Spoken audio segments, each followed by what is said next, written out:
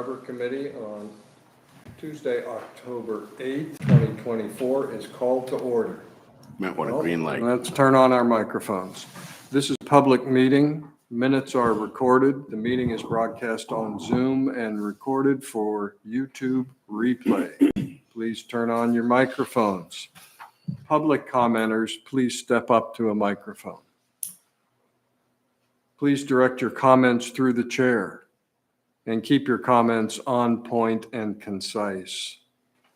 In attendance today, we have committee members Richard Stetson, Ron Hawkins, Stephen Gold, Mark Siegenthaler, Bob Perkins, and Elliot Thompson. So we have a full agenda today. First item, public comments on non-agenda items. Nancy? Isn't that an agenda item? It's time for public comments. Where's the microphone? You can use Here, this use one. mine. All right, well, I can stand, all right. My name's Nancy Rowe. I'm a Camden resident, and I'm also the dock master at Lyman Morse, which is the hat I'm wearing this morning. At the request of the harbor master, and in the interest of being a good neighbor, the Mercantile is currently on a Lyman Morse mooring, where it has resided since September 19th. We love the Mercantile. It is a classic with great historical significance, but we can't keep it for the winter or the long term. We have two concerns. It is uninsured, number one, and due to the condition of the boat, we feel that it would be better off in the inner harbor where it could be more closely monitored. I'm happy to answer any questions you might have going forward. All right, Nancy, thank you for sharing your comments. What I heard you saying is there are concerns that the boat is uninsured and that it can't remain where it is through the winter and needs to be relocated. And the condition. Nancy, Okay. I have a question.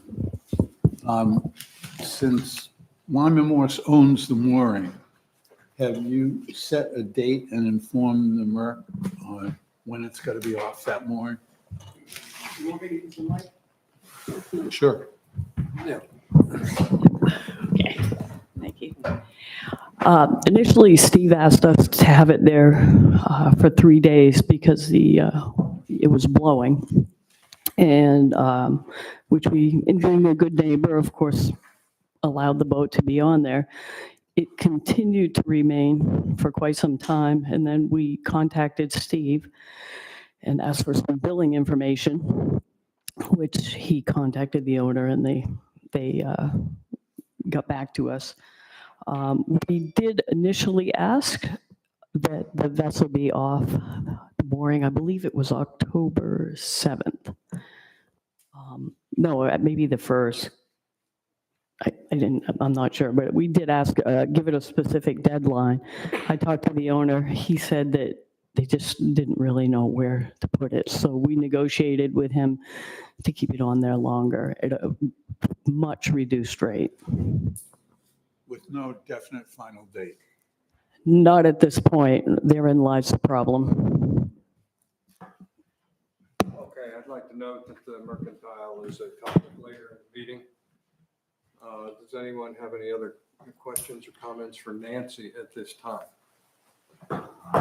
Very good. Any other public comment? We'll move on. Meeting minutes approval. The August 13th minutes have not been prepared. We will defer till the next meeting. September 17th meeting minutes are present. Stephen? On these meetings, on these minutes rather, it said officers appointed. They were actually elected.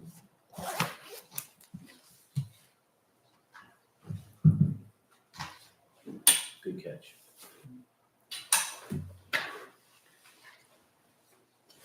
Yes, I think that's correct. Does everyone else agree with that? No comment? Any other comments on the meeting minutes? I thought they looked superbly organized. They are And very good pithy. looking minutes. Is there a motion to approve the minutes? I move. And with comment? Second. They're very pithy. Okay, very good. A second? Sure. Okay, I'd just like good. to add, as corrected by Steve. Right, any comments on the meeting minutes, elected instead of appointed? Any other comments? All those in favor? Thank you.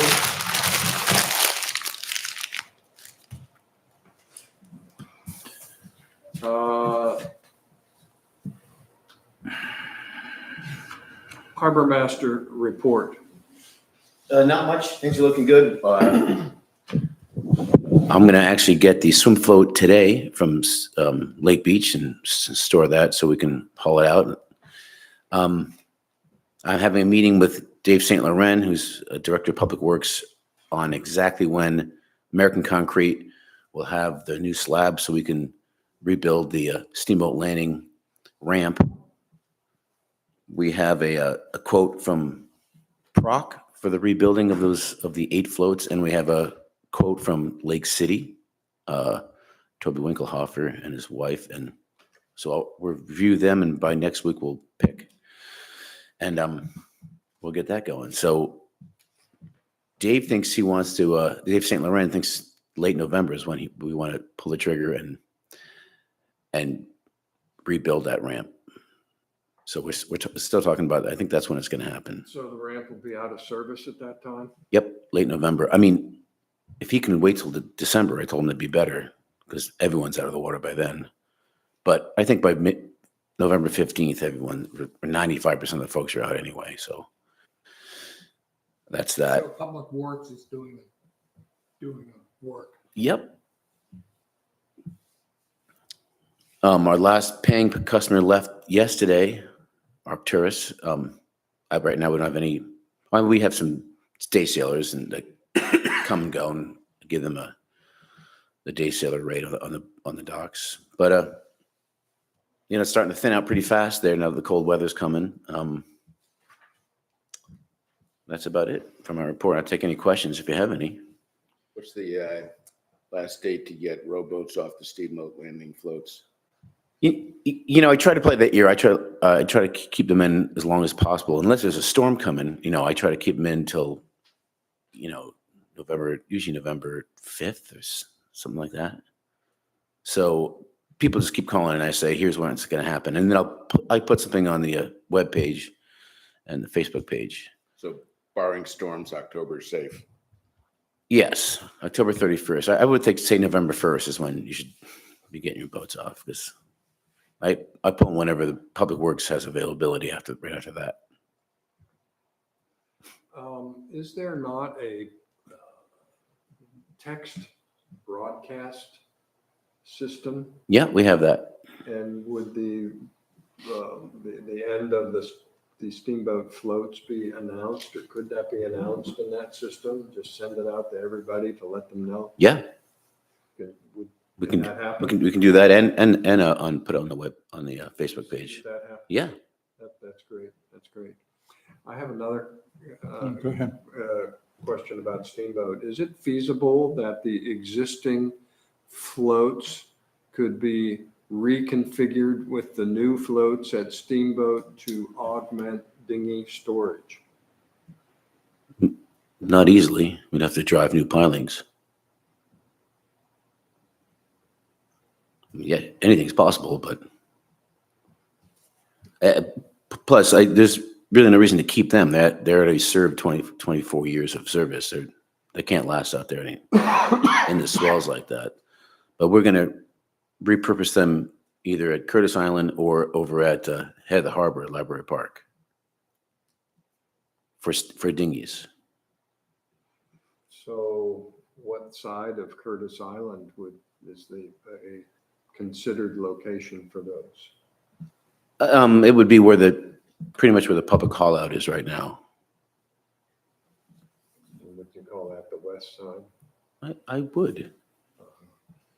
I think everyone else would too.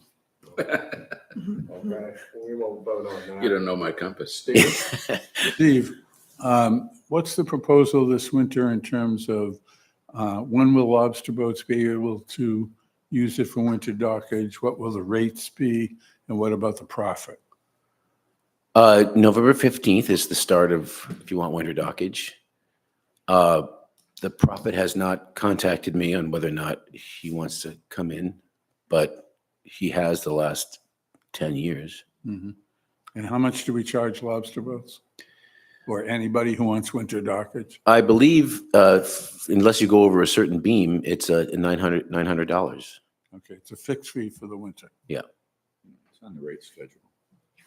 it's on a fee schedule, yeah. If you go over a certain beam, like a catamaran, it's going to take up, or something like that's going to take up 2 berths, then I double it. Okay. Any other issues to share about what's going on in the harbor? No. Any questions for Steve?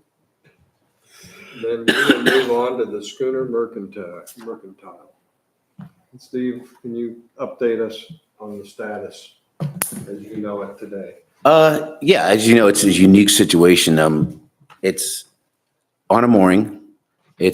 I believe the owner knows that he's supposed to get it off 7th or 8th. They were giving him a good deal, and now they've told him to help get him off. They're like, okay, we're going to pay you full. You're going to pay full price now for this, and that's, he's not made of money, so he told me on the phone and texted me that he's looking for a new place. I know that this young gentleman, Andrew, that was managing and taking care of the boat, wants to buy it from Bob Schaefer. They're in talks. I don't know exactly if that's going to happen. I know that Andrew has said that he wants to insure it with Allen Agency, and he has a desire to ask the town if it can come back to its berth for the winter. I haven't talked to them in a couple days. Okay.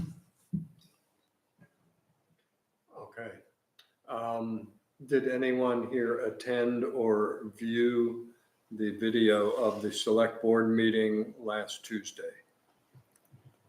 Very good. Susan? Susan may have. She might have I was there. on your 4th hour. Yes, it was. It was a long Mhm. meeting. Mhm. Susan, does the select board have an expectation for harbor committee action regarding the mercantile? The short answer is yes. To have a recommendation by next week as to what you all think is the best resolution in the short term. Yes. Mr. Chairperson, I want to add that when the Merc was sold and I knew it was leaving, we didn't inspect those 4 chains that are under the water. Usually we do that every year, and they're not inspected. So if I kind of need to know if we think the Merc's coming back, because I'd have to get the divers down to try to get them lined up to at least look at them to make sure they're still safe. I watched it yesterday, and I guess I had a few concerns. One is, my memory is that they told Andrew to put together a proposal so that it could actually be reviewed, which I don't think we have at this point in order to be responding to the select board. But the other thing, and I was hearing with Steve this morning, that concerns me is the discussion as if a human being owns this boat. It's just apparently owned by a nonprofit corporation, which means it's owned by thin air. And the boat itself is the only asset that's going to secure any problems that arise. And then I don't even understand the whole thing, but it was in the newspaper about a house in, I think, Belfast that was being condemned. That was going to cost $400 and something thousand to demolish. And I don't know where that gets paid for, but if this boat ends up continuing to decline with no real sort of human or assets behind it, I think we should be very concerned about, so who secures performance? And then hearing the description of the boat, having to be pumped every day, stuff like that. I just think that it's a wonderful thought, I guess, to have the boat stay here, if it stays a boat. But I'm just concerned that when, just like Wayfarer now, there was nobody to take the boat away. So the boat stays there for some period of time until somebody else takes the boat. So if it gets to the head of the harbor, what does the select board have for assurances that it will become something other than a winter resident at the head of the harbor? Thank you, Bob. Susan, do you concur that the select board asked Andrew for a proposal? We wanted a proposal, not that it was necessarily specific to Andrew. I mean, Andrew is one of the players. I spoke with Audra yesterday, and it's a very dynamic situation right now. She had heard from Chris Richmond at Allen Agency, and they are prepared to write some sort of insurance that would satisfy the town because it can't come to the dock uninsured. And Steve, help me out with this, that there was an inspection that didn't require a haul out, but an in the water inspection that would qualify it for a short-term type of policy in order to have it on the dock. Audra, did you speak with Audra yesterday? Yeah, I mean, as far as I know, the gentleman from Boston was going to buy it, so he hired someone to come in. I don't know who he was. I mean, there are several interested parties right now that are in conversation. It's very, there's a lot of engagement around it, even as we speak. So Andrew may not be the only one who steps up with an actual concrete proposal by next Tuesday. Yeah, I mean, again, this is kind of hearsay. I don't know for sure. I can't say for sure, but I think from what I'm getting from the conversations with Bob is that Andrew is the only one. For real. I mean, there no may one be else. other people that have expressed interest, but Yeah, that we tried to Yeah. get different people interested. Even Steve Pagel isn't interested, so it's hard to say. And if he's not interested. I mean, our obviously, as I said at our last meeting here, is that time is of the essence because Lyman Morse has a vested interest now, and the town has a vested interest in making sure that it's secure if it comes to the dock. I've talked to Jim Sharp 3 times because there was talks between Jim and Bob earlier about Bob donating it to the Sail and Steam Museum in Rockland. And I even called Jim up and said, I would get a berth ready. It must have been 5 days ago. I said, I would get a berth ready because I think it's going to fall into your lap. And so Jim said, okay, I'll start making preparations. I don't know if that's happening. I don't know. I had heard that rumor, so we don't know anything. Yeah, more about Audra that. mentioned that too. So I always feel like if it comes from Audra, it's gone to another level, is somewhat more concrete in terms of an actual conversation that she's had with Jim Sharp. Yeah, I mean, your advisement to the select board is going to go a long way. So I would deliberate a little bit on this. It's a tough one. It's dynamic is a good word to put it. She's a great old ship, but it's not the ship anymore. It's who owns it. Who's going to take it on? I've told Audra, I just step away from it. I can't. I got to separate myself from it. It's going to be a tough one. Mm. The concern I have is that there's so much talk about insurance, which is really just a liability if it Right. runs off its mooring like Yeah. now. Very worried about that at the head of the harbor. And maybe it affects the ability in the future of someone to move the boat, although I don't know what the conditions would be on that insurance. So to me, it's the sort of ownership and the money behind it that the select board should be focused on. Completely. I agree completely. Yeah. So what I would suggest is that we make recommendations if the boat does berth at the town dock. The requirements are insurance and an individual accepting personal liability for the vessel. And they do it at winter rates with an expiration date where it's got to go. Thank you. Mark, Stephen? Elliot, having watched the select board's meeting and having talked to Andrew just yesterday, a couple of things I'd like to iterate is repeat that apparently Andrew's been told that an in-water survey will be adequate for Allen Agency to write some sort of policy. Another issue that was very prevalent at the meeting is if it came in, where it would go.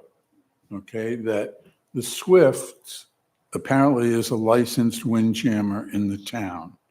And Steve gave it permission to be at the outside of the dock. There's an implication that if the Merc came in, it should go on the outside of the dock. So the question is, you know, under what circumstances Steve said it's okay for the Swift to go there, and should we be violating that agreement? And the question I'd ask Steve is, given how we jam that place up on Windjammer weekend, if the Merc comes in insured, could it be in the mistress slip with an anchor out? So not at the head. Right. Yeah. I mean, that's a possibility. You know, just do a same anchoring, you know, that the Heritage does every year. Yeah. Um, Well, I say that because I'm confused about under what circumstances should we go back on something that Ray was given, promised, what it, Steve, does a license for a windjammer issued by the town to an operator entitle that operator to any particular spot? Well, I think this is new area because the windjammers, the licensed windjammers always had their spot.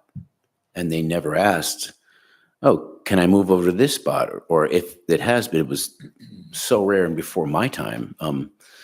So when the Grace Bailey and Mercantile had that outer spot, you know, that was their spot. We're not going to move them. The Mistress had her spot and everything worked out great. And then the Bailey was sold and then it was just the Merc on the end. And then Ray swapped over while he had the Mercantile and the Mistress, he swapped over because he got the Swift and did a great job getting that boat ready for the trade. And then when he sold the Mistress, he said, well, I want to put the Swift where the Mistress goes. And so he did. And then when he sold the Merc, he came to me and said, I like that outside spot if possible, because it's hard to get the Swift in and out of that little spot. It's much easier to go. So I said, fine, there's no one there. And we put him there. I mean, the actual question of should we make him move to get the Merc back? That's a fair question. You know, if you have someone that's going to get a proposal like Andrew and can convince the town, hey, I'm going to take care of this boat and this is what I want to do, and we decide to let it, then I think it's okay to ask Ray to go back to the other spot. Mark. So what I see here is we have two separate issues. We have the long-term issue and the short-term Right. issue. And it's great to discuss the long-term issues, but what's really necessary right now is the short-term and how the boat's handled through the winter. And with that, you know, the long-term may unfold. like you said, I mean, it's a very fluid situation at the moment, so, you know, anything could happen. So I think, Ron? Yeah, just for the clarity of the conversation, I think those berths at the center of the harbor where the Maddie Mercantile and Mistress at one point were moored are designated as windjammer berths. There is a definition for a windjammer in the ordinance, which is overnight trips. And those berths have, in the past, not been available to day sailors. That's been historically a clear distinction between use of those berths, and they're not, in the past, was not permitted to use those berths for day sailors. Ron, please elaborate on what you mean by designated for windjammer berth. I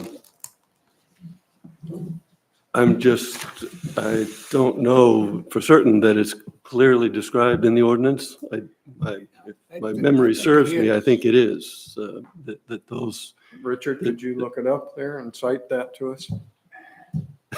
No, sorry. Yeah, I mean, no, it does say, Not in 30 seconds. it does say that area, It does talk about windjammer berth. it says the select board may, every year select to rent that to a windjammer for less than market. It talks about less than market value because of the extra value that the windjammers bring to the town.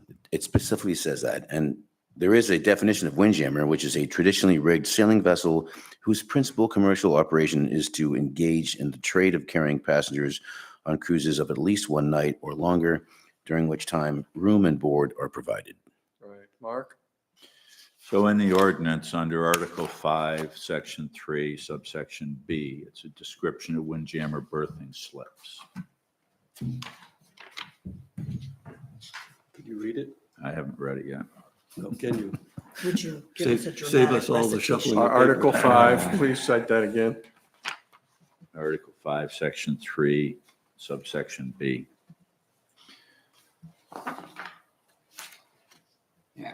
Yeah, the new code and the old ordinance, I wish the terminology had been kept the same because Me too. there's no, under Article 5, there are no, we got 108-18.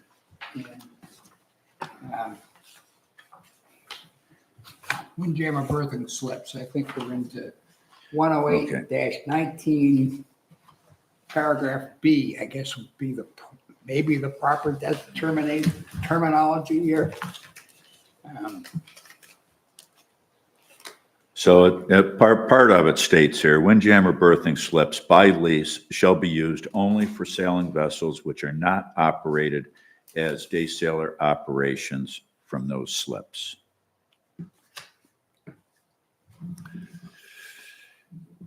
Well, when's the last time the Mercantile carried a passenger overnight? I don't think there's any intention for Mercantile to take day sales out. No, but when it talks about traditionally rigged, which I don't think is the most specific definition, and then it talks about overnight accommodations. So we're talking about the Mercantile being there with some sort of priority because it's a windjammer, but when was the last time it met that part of the definition? It's the summer of 23. So now the next part of this is in the event that the berthing slip is not being used by the vessel to which the slip has been leased, then the town can rent the berthing slip temporarily to other vessels as long as those other vessels do not unreasonably interfere with the use of the vessel, interfere with the use by the vessel that has a lease on that slip. And There's a vacant So spot. it's leased, available yes, to lease, yes. Ron?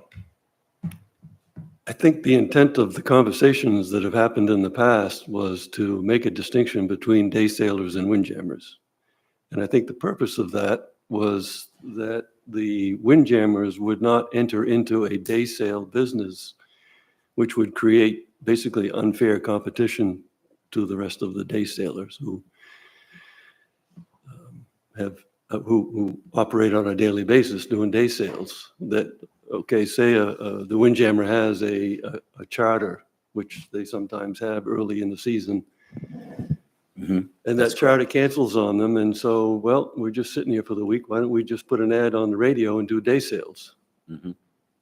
Well, and that happened, and it Mhm. was, And that brought about the conversation about, okay, but the definition between, the distinction between day sails and windjammers has been made in the ordinance. Mhm. The question is, which berths in the harbor are assigned to windjammers? The three berths in this, and there's three berths there, because it was created originally for the Stephen Tabor, Merry Day, and Adventure. The Adventure was in the middle, picked up the four moorings. The Merry Day came in on the northeast side, and the Stephen Tabor came in on the side closest to the town dock.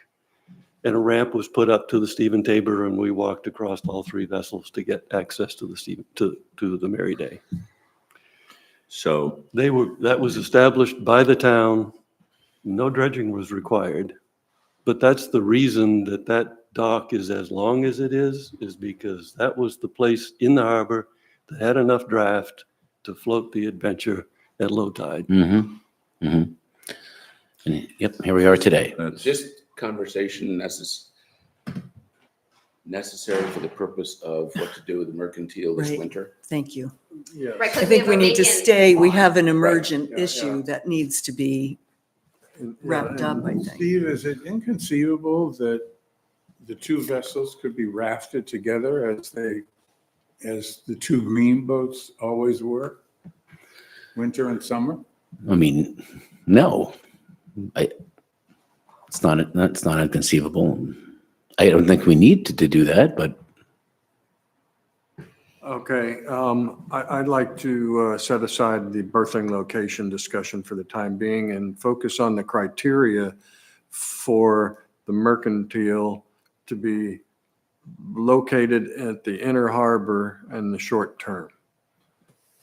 What do we want to see? Liz? I'm a little concerned. I'm kind of waffling lots of different thoughts, but it feels like we're trying to kind of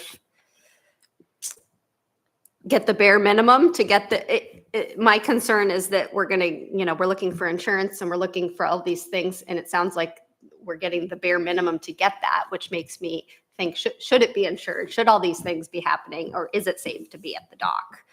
I don't know if anybody else is feeling that too. If, normally they would haul the boat to get that inspection. Normally, I don't know. I'm just thinking it sounds like we're trying to do, not us, but, kind of going around corners to get this paper that says an insurance for when something happens. I mean, as you were kind of saying, like it feels usually insurances would be if, God forbid, something happens, but we've already seen a lot of things fail. So I'm just, that it's just something that popped into my head. I don't have anything further than that. It was just kind of a thought that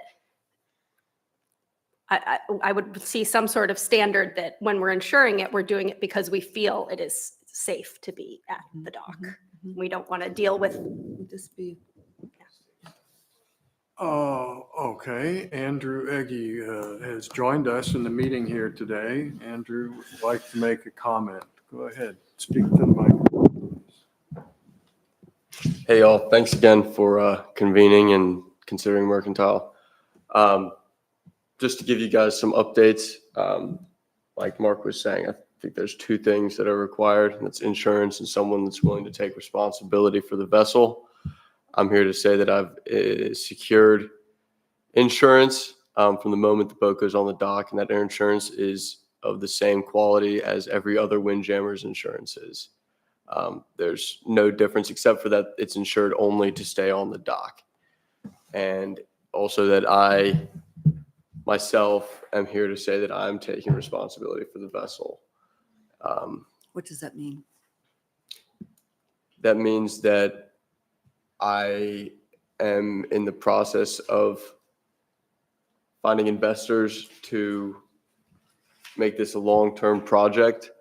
And I have every intention of, Bob is signing the deed of the boat over to me in a couple days. So I'm going to be insuring the boat. That'll be effective from the moment the boat is on the dock somewhere in Camden or somewhere else.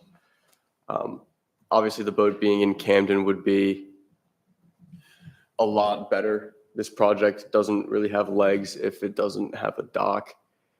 And So how are you taking ownership? so it's owned by a nonprofit right now. I'm not sure what the actual terms of the agreement are, but Bob is coming to town tomorrow, actually this evening, and we'll be figuring it out, the paperwork then. So are you trying to take it in your name, or are you trying to extend the nonprofit or? So this, LLC? the semantic, like actual ownership of the boat, I'm not entirely certain if he can sign it over from a nonprofit. I plan to put it in my name for the winter and then put it under an LLC before any sort of operation happens. And to clarify, the only operation that would, the point of this whole thing is to have it be a windjammer again. Mhm. Whatever happens between now and then would be seen as like supplemental to the mission of taking guests on overnight cruises. Whatever your paperwork says, that's what we want to do. Andrew, I believe I heard you say that you have secured insurance. That's correct. On the dock insurance. Yes. Not to navigate to another port. Right. Well, it's insurance to be on the dock, and the plan is to haul out at North End Shipyard before we wrap it up. But that might not be able to happen. Before the winter storage or before you go to sea again? Well, definitely before we go to sea again. That's non-negotiable. I would like to do it before we wrap it up for the winter, but that's, it might not be possible with North End. It might not be possible for a couple of different reasons. Let me ask a question. Hypothetically, if you or I wanted to take the boat for a pleasure sail, do we have to have the Coast Guard inspections and the insurance? Or could you, man up on the pumps and head out and do whatever you want? Can't do it. Okay. That would void the insurance and be incredibly irresponsible for anyone that would want to do that. I would just like a point of clarification. Has the on-the-water inspection been done and the insurance issued?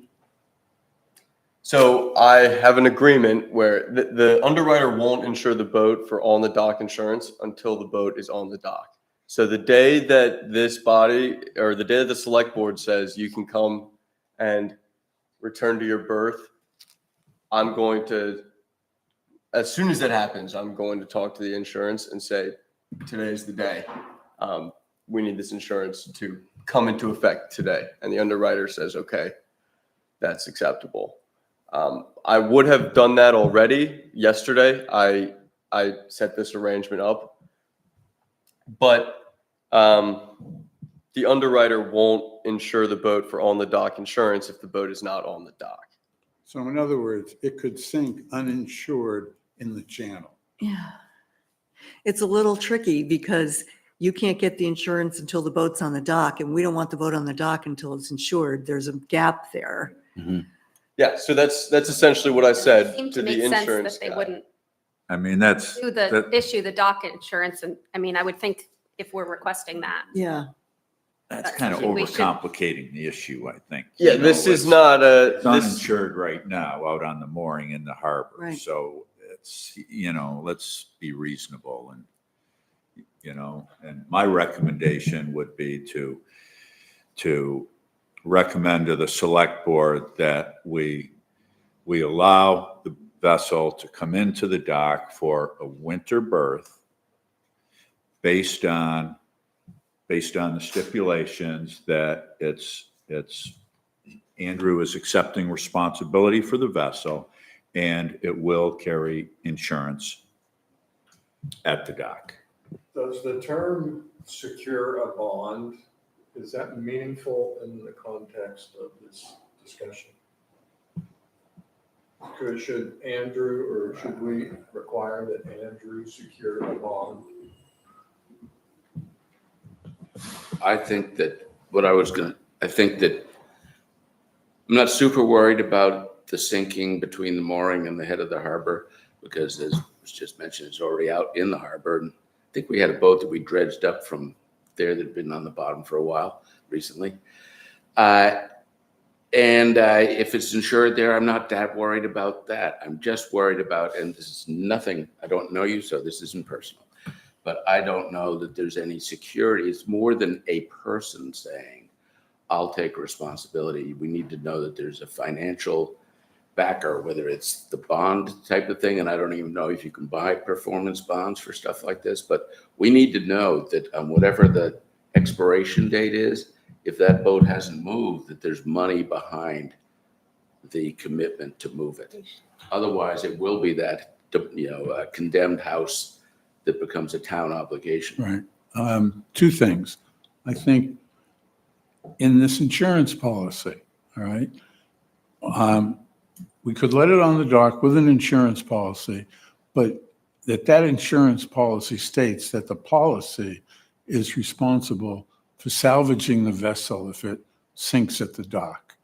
And the other thing I think is that there should be a time limit on this, that whatever it is, March 15th, whatever, that the boat has to be off or something renegotiated. Okay, thank you. Captain Ray. If I might have just a moment here.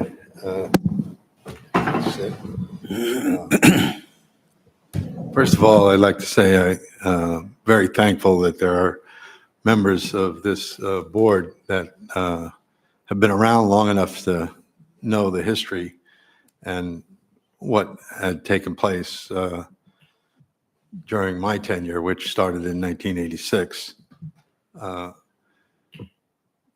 A number of things have been said here, and I'm not sure which things to address first, but this insurance business, when I sold the vessel, I was stated emphatically that the day I sell that vessel, the insurance policy is null and void, and it's the responsibility of the new owner to get insurance. In other words, I couldn't hold the policy tentatively or whatever for somebody else. And I told that to Bob, when he bought the vessel, that he needs to contact Chris Richmond and get some insurance. Well, he didn't do that. And a number of things that he didn't do that he said he would do. He said he would be here April 1st with a crew to get that boat ready and would vacate the slip by the first week in May. Well, he didn't even get here till after the first week in May and showed up with no crew, and it seemed like nothing was happening. And he kept asking me for advice, and I kept telling him, you got to get moving. If you want to bring this boat, to the Great Lakes, you have to do it when it's good weather in the summertime. You can't leave here in the fall. Anyway, he made it as far as Booth Bay, and I guess that's where Andrew took over shipkeeping or whatever you want to call that. But there's been a number of promises made, and although the intentions were there, and I don't doubt that both Bob and Andrew have good intentions, the ability to follow through is another matter. Just so it's clear to everybody here, I have leased that berth for 39 years. Now, I know that there's been some movement of one vessel or another into that slip, but the preferred slip is the one where the Swift is right now, and rafting up to it was definitely not, an ideal situation.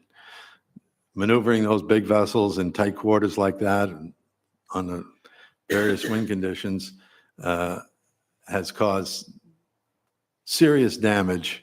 And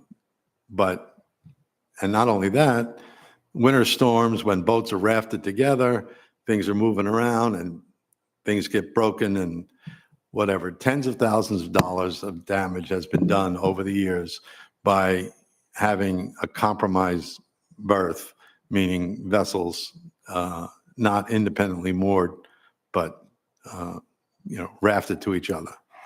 And the only reason that it worked was because I owned both vessels, or all three vessels, and I could say, well, if something broke, a line parted or whatever, is my responsibility, and I'm going to, suck it up and deal with it.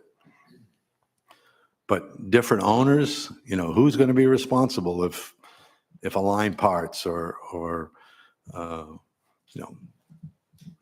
vessels are bumping into each other?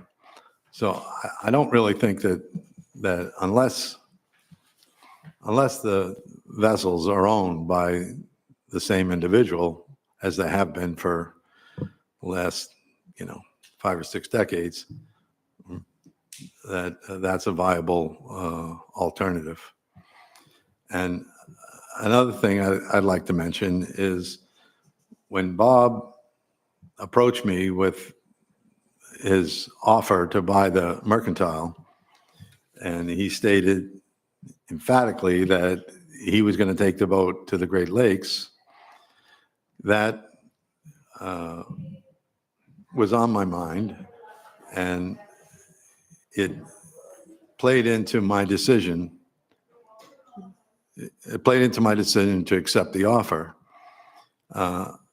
Obviously, if a boat has a berth, it's worth more than a boat that doesn't have a berth.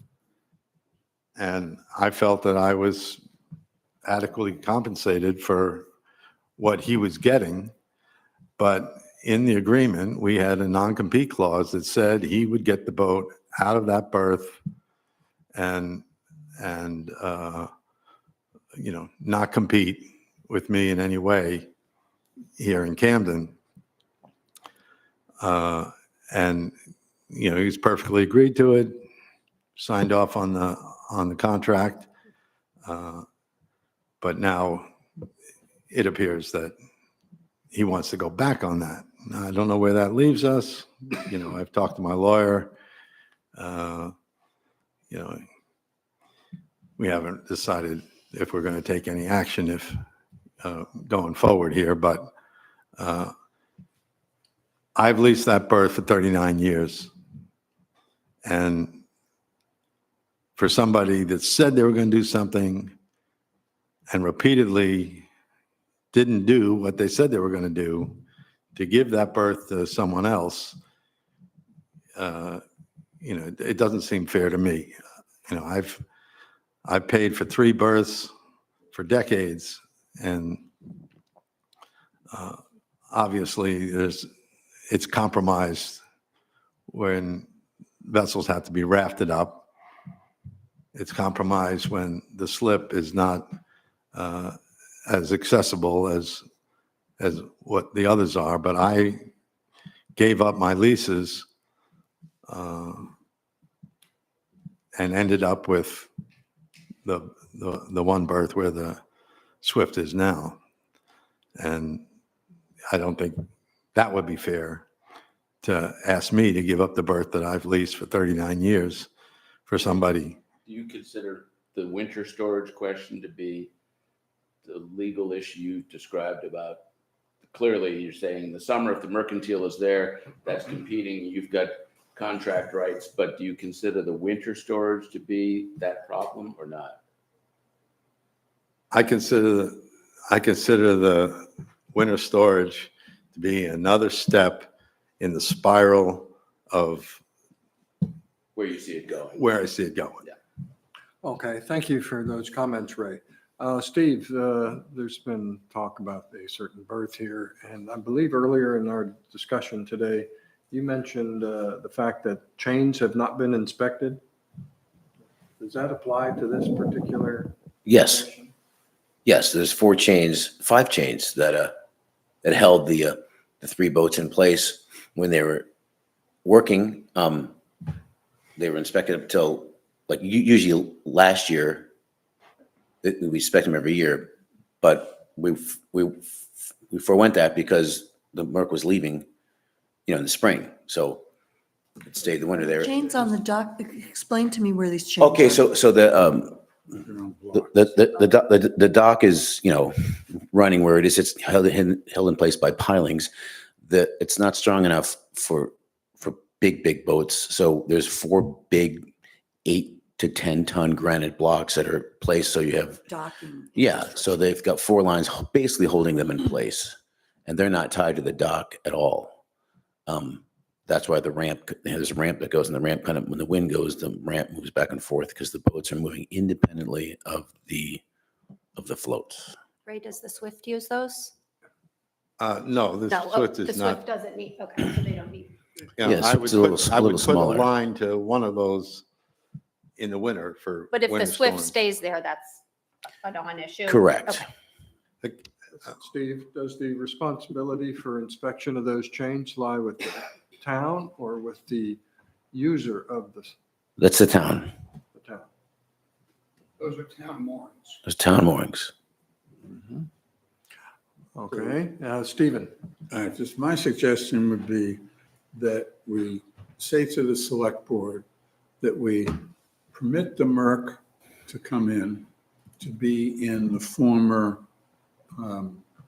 small boat slip, where the Swift used to be, okay, with an anchor, with insurance, and insurance covers salvage if anything happens. And that it also pay a normal winter rate. And since I guess it's raised paying for the other slip, that, the chains that he would use for the winter get inspected by the town.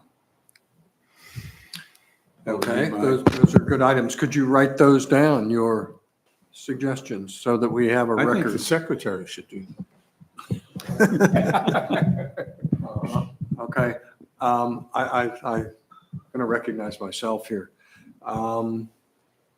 In newspaper story here about the Merc, there's the statement, the foreboom broke in half on the way to Camden from Booth Bay. And that broken foreboom can be observed lying on the deck left, I believe. I have a question for the committee. Is it appropriate for the committee to ask Captain Ray to give us a history of the spars on the Merc vis-a-vis the history of the spars on the Grace Bailey? Committee members, what do you think about that? Ron? It's going to be up to the Coast Guard to determine whether or not those spars are suitable to continue to be used. If the fact that the mainmast broke on the Grace Bailey is any indication, but you can't simply assume that because those masts were all put in the same time, right? Yeah. But you still can't assume that they're all in the same condition. So that judgment's going to be made by the Coast Guard. As far as, to stay focused, I only went off into the history so that, like I said, for the sake of conversation, clarifying the conversation, there are 4 moorings that were placed in the harbor to be used by windjammers.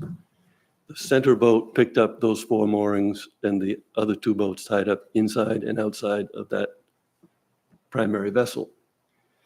I think that's the way you've been doing it in your 39 years, correct, Ray? Or at least. Until they put the finger in, yeah. Okay, which disallowed for the berth on the inboard side, Right. the side toward the town dock. Exactly. But you're not using, as I understand it, you're not using those 4 moorings for the Swift?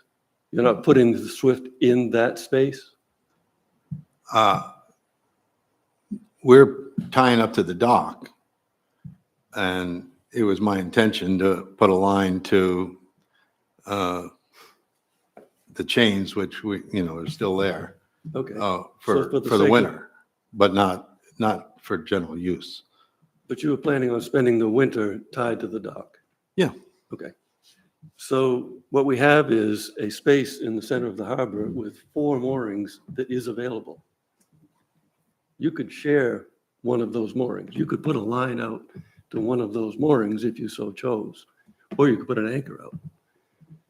At any rate, what we have is those initial 4 moorings, which should be inspected at any rate because they're an asset of the towns. They should be maintained regardless of whether they're being used immediately. They are something that they are an asset that's been there and has been maintained for over 50 years. We should probably continue to maintain them until such time we decide that we don't want windjammers in Camden anymore. I think the general feeling is we do want windjammers in Camden. And in order to have windjammers in Camden, we need a place to tie them up. We need a place for them to berth. Whether or not it's the Mercantile, that remains to be seen. I mean, we could stick our necks out and take on the town. I don't think the town should take on the liability of an unsecured,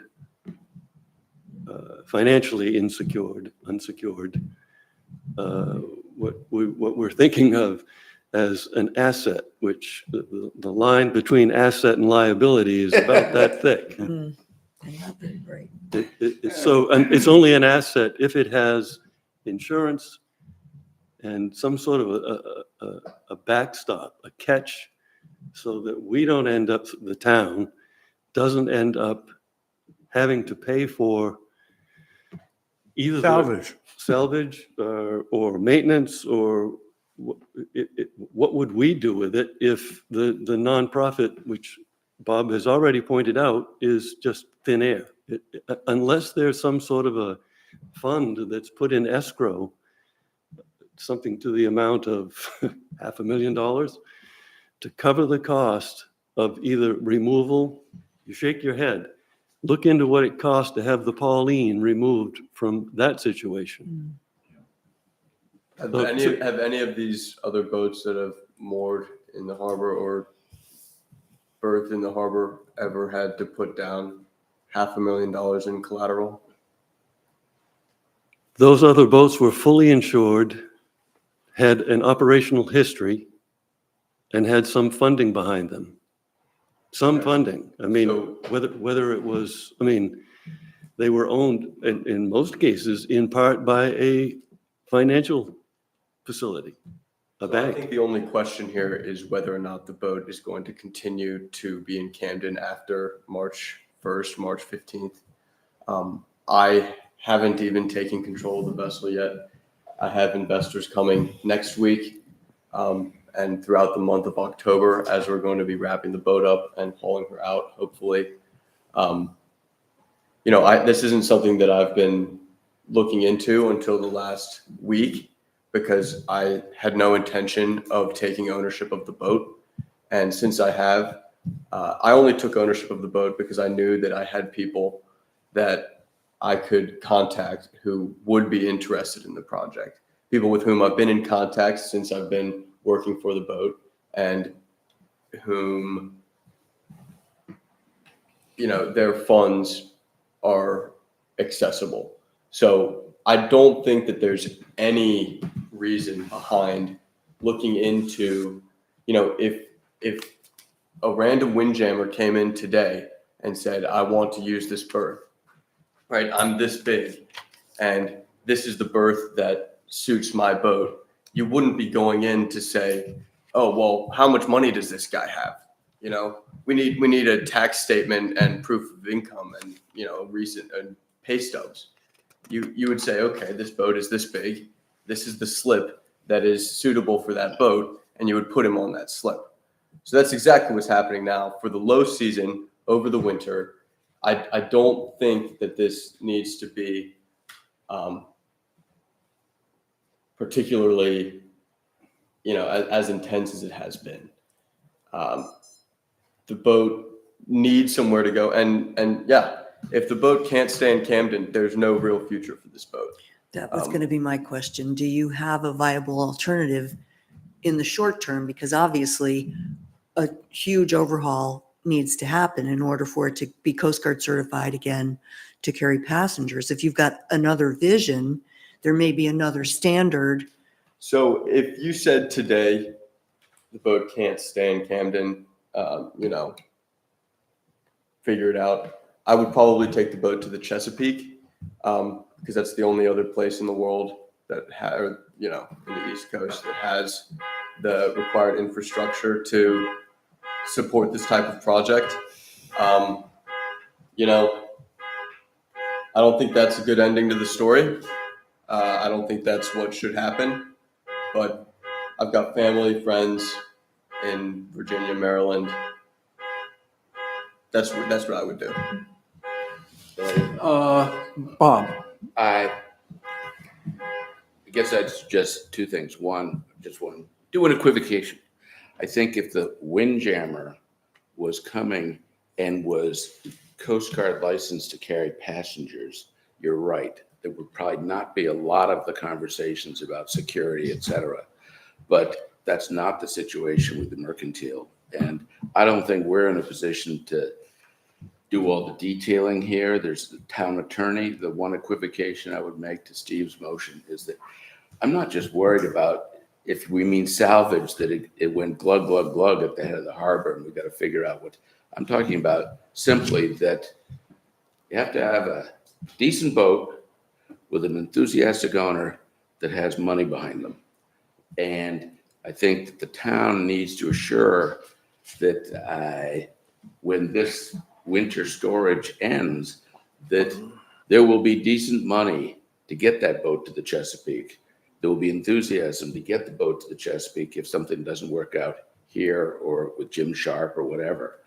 And detailing what provides adequate security for that is really more something for the town attorney to work on and for the select board to finally approve. But I think I'm more worried with we end up with a semi-functioning boat that doesn't have money or enthusiasm to move it on March 15th. And what are we going to do then? Yeah, I mean, I'm not a fan of the slippery slope. That's my least favorite kind of standard to apply. But I have a lot of respect for Ray and your history and time and integrity of your operation at the dock. And I think that we have to be really mindful of whatever we decide here and what the board decides has some guardrails so that the agreements can be enforced. So that at that time, you're in the position to take the next steps as per whatever agreement we come up with. I think that's perfectly reasonable, by the way. That March 15th, it should be the responsibility of the boat to either leave whatever berth you'd be willing to give or, renegotiate. And both of those things cost money. So there's an understanding that whoever owns the boat will have the money to do that. And whether that means I have to go to the bank to get that money or whatever, I'm perfectly comfortable with any agreement that says, that there's a deadline, and just in quick response, the boat is Coast Guard inspected, but cannot carry passengers until the masts have been pulled and surveyed. So there's an active Coast Guard certificate of inspection. okay, thank you. Chair recognizes Nancy Rowe. Yeah, this is just a point of clarification to Steve's question. That we did write to the town of Camden on October 7th because we didn't know who the owner was or who was taking financial responsibility for it. On October 2nd, we wrote to the town of Camden and asked that the vessel be removed by October 7th. Once that didn't happen, which was yesterday, we called the owner and negotiated at a reduced rate. But the bar at the time, when we wrote on October 2nd, we didn't know who the owner was. Steve subsequently provided that information, we negotiated, we did not charge him at the higher rate, which he stated.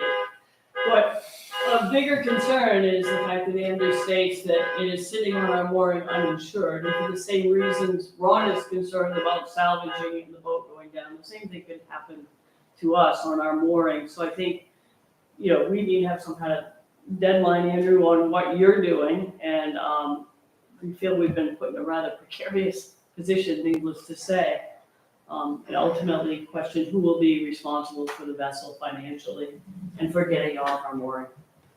Chair recognizes Mark. So I think one very important issue that we just learned at this meeting was that Ray has a non-compete clause on this vessel. So if the intention is to keep it here during the winter with the intention of developing the business, there's some issues there. Okay, Seems to Mark. me like Ray doesn't have a non-compete clause in a contract. You have the word No, of Bob. no, in the purchase and sale It agreement, does say in the there agreement. is an attachment, whatever, a full page. So it is a that contract. outlines- It's a contract, Oh, yeah. okay. And does that carry forward to a new Right. owner? Yeah, it also Is that says transferable, Bob? that he will take all affirmative action to ensure that the vessel is not sold to someone who will go against this non-compete clause. Is that meaningful? He will take affirmative action? Is that enforceable?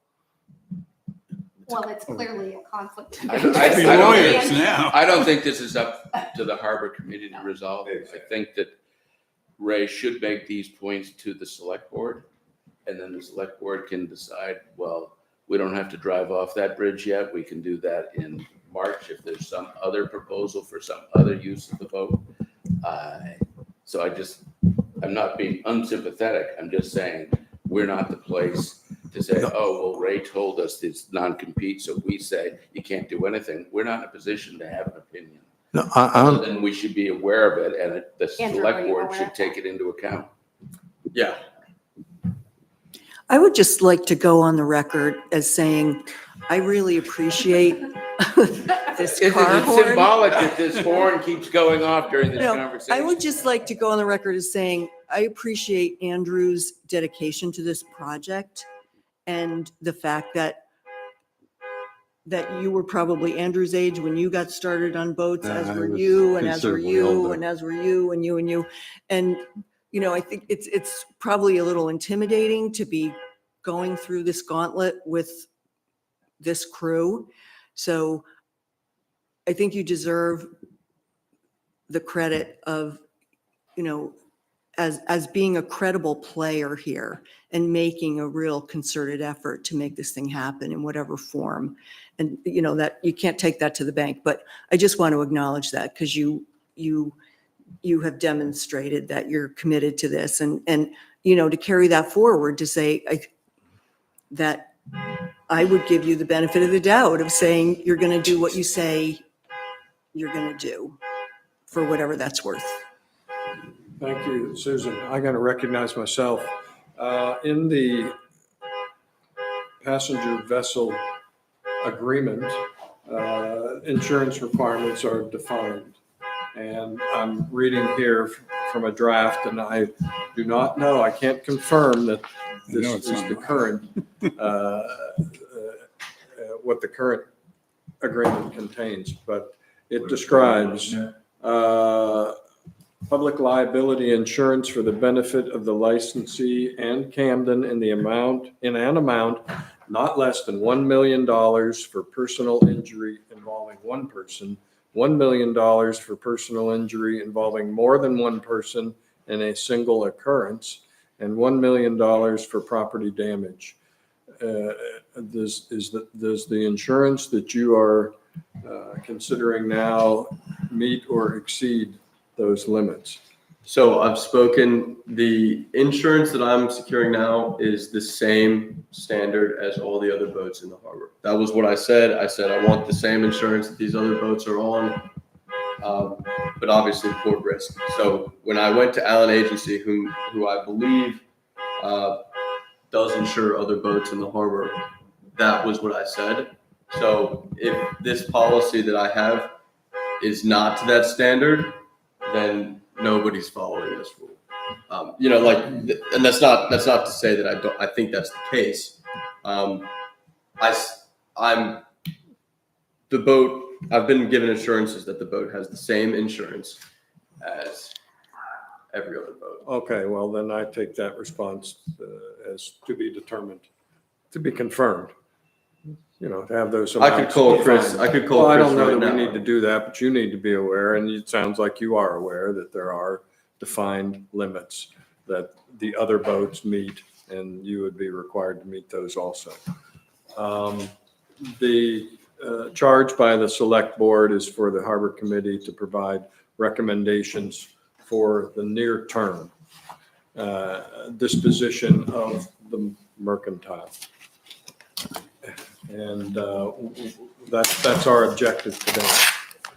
So, You pass that Stephen, down is to that the a guy draft who of- wanted, it's just the 3 points okay. that I very good. said. I feel compelled to just comment that what you say is very true, and, about Andrew's dedication, but at this point, Andrew's not the owner. No, I And, understand. I just keep thinking about the great But he's the one that intentions shows of up. He's showing up to whoever talk owned the about it. Pauline, which is now sitting and rotting. And Been demolished. what? She's been demolished. Not as of last week or 2 weeks ago. Absolutely. She was taken apart by an excavator down in South Portland. The Pauline? No, the Pauline. Oh, the Jacob Pike. I'm sorry. No, the I'm sorry. Jacob Pike sank at the dock and an excavator scooped it out of the water. Sank in New Meadows River and she was raised and they towed her. Oh, it was? to All South right, well, Portland. either way, Doesn't matter. it was abandoned. And, in the case of the Pauline, it's like whoever theoretically had the responsibility is in the wind. And that's sort of what we're trying to avoid. She's sitting on the ways in Billings Diesel. I know, rotting, open. And they're really upset because it's sort of ruining their railway and making it unusable. They can't slide it back in the water. Anyway, that's, Well, those are the things we're concerned about. Right. That's what That's can what I'm happen if saying. there is no, the Good, ease of solid walking away from, Well, so basically, the worst case scenario is what you're talking about, that this Yeah. poor vessel ends up like well, that. The sinking. best case is it doesn't, but then there's a conflict with a current Windjammer, permit owner, Ray Williamson. So that's a little troubling as well. our due diligence is to prepare for the worst case scenario. That's our due diligence. That's my take on it. That's my opinion. I don't think we can base a decision or make a recommendation to the select board based on intentions. Okay, right. Yeah, okay.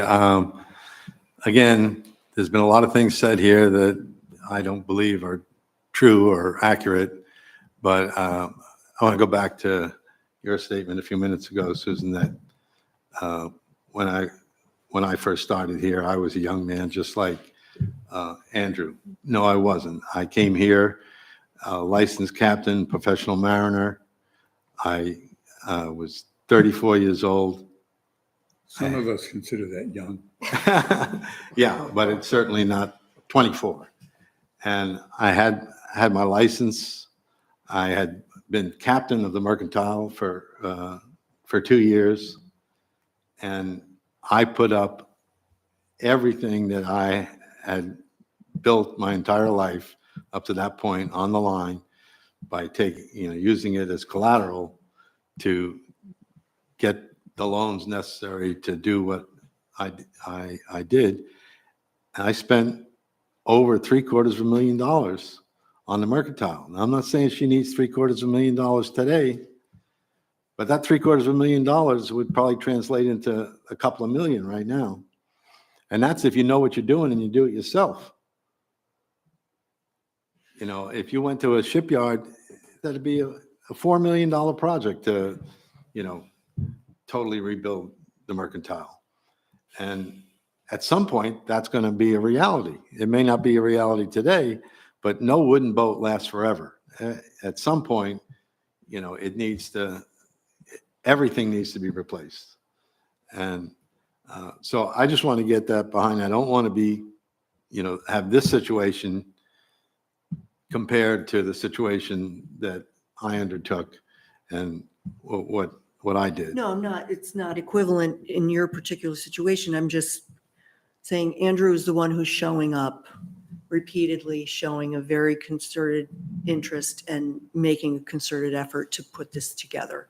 I'm just. I understand giving he's the- showing up at meetings and going around politicking. Prefer if I left, Ray? Okay. Excuse me? Were you All- prefer if I left? I think we should comments? not get personal. Yeah. I think you started it and you're about to finish it. So let's not make it about the individual. All I'm trying to say is that this whole spiraling thing, to me, seems inevitable. When Bob first talked about, Ray, I'd like you to stop now. I ask you to stop. okay, Thank you. I'd like to focus our discussion on defining the criteria that we want to submit to the select board for the short-term disposition of the Mercantile. What were the 3 points that are, Stephen has stated insurance, including salvage. Do we agree on that? let's get all of them first. Okay. To berth where the Swift was with anchor. And Deadline in March. I think the select board should take into account two additional things. There's not just salvage, is that there's financial capacity to remove the boat if Camden doesn't become the long-term, home harbor. So that the boat might not sink, but it might have to be towed. It might have to have a paid crew. It might have to have lots of things. And we need to know that they have the financial wherewithal to get the boat out of there if that's what the future becomes. And then I think the other thing that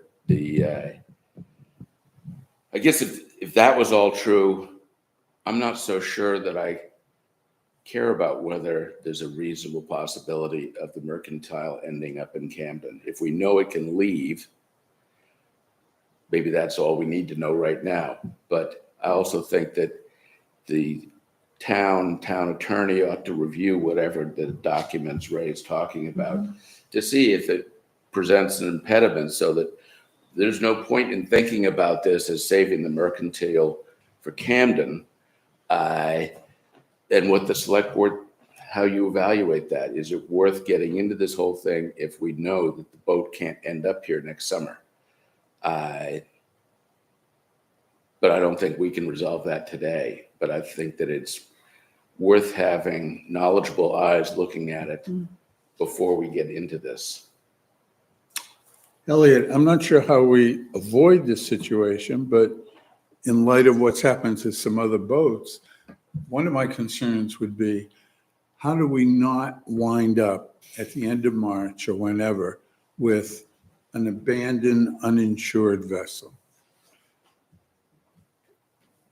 That's been. Okay. But and I think that's what we're talking about. That's not That's the, diverging very much from what Bob is talking about also. Does a bond, again, I bring up the issue of a bond. Can a bond address that concern? I think that's something for the select board's consideration, that it would start with whether it's Andrew or someone else making this proposal to say, here's what I think we can do to satisfy the concerns that the boat's just going to end up left there. And maybe they want to have a bond, maybe they've got an investor who's, whatever they propose to provide adequate assurances that the boat's not just going to be here in May. I don't think we need to try to sort of forecast what's going to get proposed. Susan, can you address this issue from a perspective of the So- select board? A little vague. What we're dealing, I mean, I think you're absolutely right, that the more specificity and giving Bill Kelly the opportunity to vet this, to see whether it, because we're not sure whether whether it actually meets the criteria that the town has or should have. You know, and there's no assurance of anything. Any one of us could abandon anything that we've got. You know, Right. we're setting a bar. So that, you know, I'm not entirely comfortable. I think a bond would provide a level of comfort, knowing the players on our board. You know, I think Bill Kelly would be the ultimate arbiter of that. I suspect one thing I'm curious about is you said you have a 3-year non-compete. Is that from the date that you transferred it to Bob, or does that restart with a subsequent owner? Because I imagine that it's going to be some time before that boat is under sale again. Does the clock start when you transferred it to Bob, and 3 years out from that, it's no longer in effect? The contract says that he will not compete with me, Right. and he will not sell the boat to anyone who would compete with me For 3 years. for 3 years. From the date that you sold it to Bob? Yes, Okay. So there's a clock that's ticking from 3 years from when you transferred it to Bob? Correct. Susan, one of the things you just said about, well, to some extent, someone can always abandon things. I think the difference is with a lot of maritime type stuff, I think that the boat provides the assurance. Yeah. So if you have a fully functioning, licensed, Coast Guard approved windjammer to carry passengers, if someone walks away from that, we don't know why they would, but if they did, then that boat can be seized and sold and has value. Oh, no, yeah. This boat might not. No. I'm just saying, you know, certainty, we live in a universe where certainty is not assured. No, but we know, as we sit here, that she may have a valid certificate of inspection, which probably runs out in the spring. I'm guessing that it's good for 18 months from your last inspection. Mhm.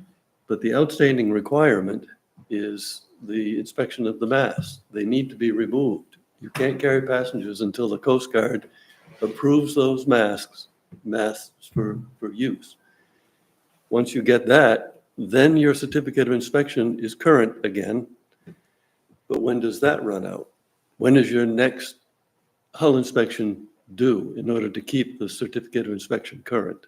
We're hauling out in the spring at the latest. I would like to haul out today, if I could. So Bob's point is, and is my point previously, the difference between asset and liability is a fine line. If, as Bob points out, the boat had a current certificate of inspection, It does. it does now, but that's why we're going through this conversation, is so that we know that when in March, for instance, that certificate of inspection will be expiring. But again, we're not talking about the Louis R. French certificate of inspection, right? Like, we could say, oh, well, this boat is due to expire. What if this person walked away, right? Like, the disparity that we're creating between the mercantile and other boats, I think, is more conjecture than anything else. And we're, you know, as much as these other people who are more established own the boat, right? The boat I am here, you know, and I am a known entity. I understand that the risk is that I would pack my bags and go home, but I'm telling you that I'm not going to do that. And, you know, I'm sure everyone says that, but we're not, this is not like, I don't think we need to be going down this rabbit hole of what's the certificate of inspection? When is the next time it's going to be hauled out? What's that going to look like? Because we could go down that, you know, for every boat that's ever been built. And, you know, the boats that are here today have found a way. I don't think that's a concern of the town of Camden. I mean, I think the question is what level of specificity is the town going to look for in order to give you the blessing to tie up to that berth for the next 6 months is really the question If in there's front of if us. there's an And- understanding, so there's an understanding with the insurance company that the boat will be hauled Yeah. out in the spring, right? So in order to maintain insurance, that's what needs to happen. Right, and I was understand- going more to Elliot's question of how do we frame this? I mean, I want to wrap this up. I have to leave in 10 minutes. I want to see what we're actually, the bullet points are, because we can go around and around and it's a many faceted conversation, but we've got so far that it's going to be tied up at the end of the dock where the Swift is now, including anchors, That's my suggestion. that it will be I don't know if it's leaving been at a accepted. date specific in March unless there's What I would do. another agreement. And then the question about whether there should be that there are the financial means to maintain, to carry out what's expected in the next, and I don't know how we demonstrate that, but, and should there be a bond? Were there any other specific criteria on Steve's bullet points that we should include as sort of a draft? I mean, we could float this by Bill Kelly this week. I would like it to be as concrete as possible before it comes up as an agenda item on Tuesday, because this is still, we're not having an hour-long conversation about this at our Tuesday meeting. I can tell you that. So It needs to be much more pinned down. what I would recommend is that we would like to help Andrew secure berthing for the winter months. The concerns for that berthing are insurance, rafting to other vessels not owned by him, and security that the boat will not be abandoned in the spring. I mean, those seem to be our three major issues. And we just need to overcome those. I think abandoned is too loose a word. I want to know that we're assured that there is the financial capability to remove the boat from Camden Harbor in March, if that is the way this resolves. And, does that mean that it gets gets beyond the graves this time? Or that, the capability to take it to the Chesapeake or wherever? The bottom line is we need to know abandoned means that it's sitting there without a plan of exit that is financially assured. I don't want to talk out of turn here or make promises I can't keep, but there's no possibility of that happening. Well, it's, I think I see what you're saying, and what really stinks is that unfortunately money has a lot to do with these vessels. Because I know what That's what you're what I'm saying is that your heart is in it, but That's run not it- what I'm saying. okay, because I I'm run a day saying that sailor every there's- day in March. Yeah. The bank account is much lower because no matter what you do, these vessels are so, as Ray said, and I think that's where kind of that umbrella of who's financially responsible, like all of these other things are very important, but that it Yes. does stink that is such a factor with That- boats. That in is general. what I'm talking Okay. about. And as I've been saying, Just acknowledging that. yes, I don't even have control of the boat today. I guess some more concrete of, you said you have some investors, but we don't. Yeah. don't know about No, that, It's you know? it's difficult Yeah. because, I didn't know this was going to happen until recently, and there's money. What I'm saying is there's no way. That Right, so this boat- what you need to do is So meet we'll on the not bones have on money. that, so that when it goes to the select board, it's not just Andrew feeling it. But this was talking It's, about last one, you had papers that you said was a proposal for you to buy it. So you have, I'm just throwing that out there. You have known that. Yeah, I wanted to had for I had a a while. prospectus, Yeah, okay. right? I had like an inkling of an idea that this might come down the pike, but I wasn't thinking about actually. Okay, I thought you had a kind financing. of a rough draft proposal Well, in your hand. that's what at that point I was sending that around to these people who Okay. are now coming to Camden to look at the boat. I have a So quick hopefully question of to- Ronnie. Ronnie, you have a lot of experience in towboats. Will someone tow an uninsured vessel? No. Mm, That was think the so. issue with the Victory Times, and nobody wanted to touch it because Right. first of all, it's designated as a dead ship, which puts it into a whole different criteria regarding what the Coast Guard requires. If you're going to Right. move a dead ship across New York Harbor, brace yourself for what the Okay. Coast Guard is going to require. Chair recognizes himself. Steve, do you have a berth for short-term location for the Merc? Well, I mean, if Steve Gold's, Suggestion. suggestion of putting it where the Mistress used to be and where the Schooner Heritage berths for one night for Windjammer Festival, if that's where we want to put it, I mean, I have some trepidation about that. For starters, the Heritage does that for one night. You drop an anchor, you can't get that much scope. So if a big storm comes and that anchor starts to drag, again, like Ron said, but we got to look at the worst case scenario. That anchor's not going to hold. And so now you're putting stress on a system that, I don't know, is supposed to take a boat that big. I'm just, go ahead. No. Well, no, I mean, I respect, I have the floor and I'd like to give it to Ron because he has a lot of information. Okay. Well, that's my trepidation. I mean, I guess you could drop both anchors and get as far out as you can, but so now at low tide, a storm hits and it's blowing out of the south really good, and those chains really aren't taken up. They're not taken up because it's low tide now, because you got them as tight as you could, and so now they're really not doing anything. It's the pilings, because the pilings don't move, so they're taking all the weight. So I mean, what I'm saying is it's a lot better for the Merc to be there than outside, for sure. But I'm not sure if that's the best for the town infrastructure. Okay, so if we could summarize all of that, there is a space, but it might not be suitable. Is Correct. that what you're saying? Correct. So go ahead, Ron. I'm still going back to what I've said before. We have 4 moorings in the center of the harbor. All 4 of those moorings can run lines up to a vessel. And apparently that is not being used.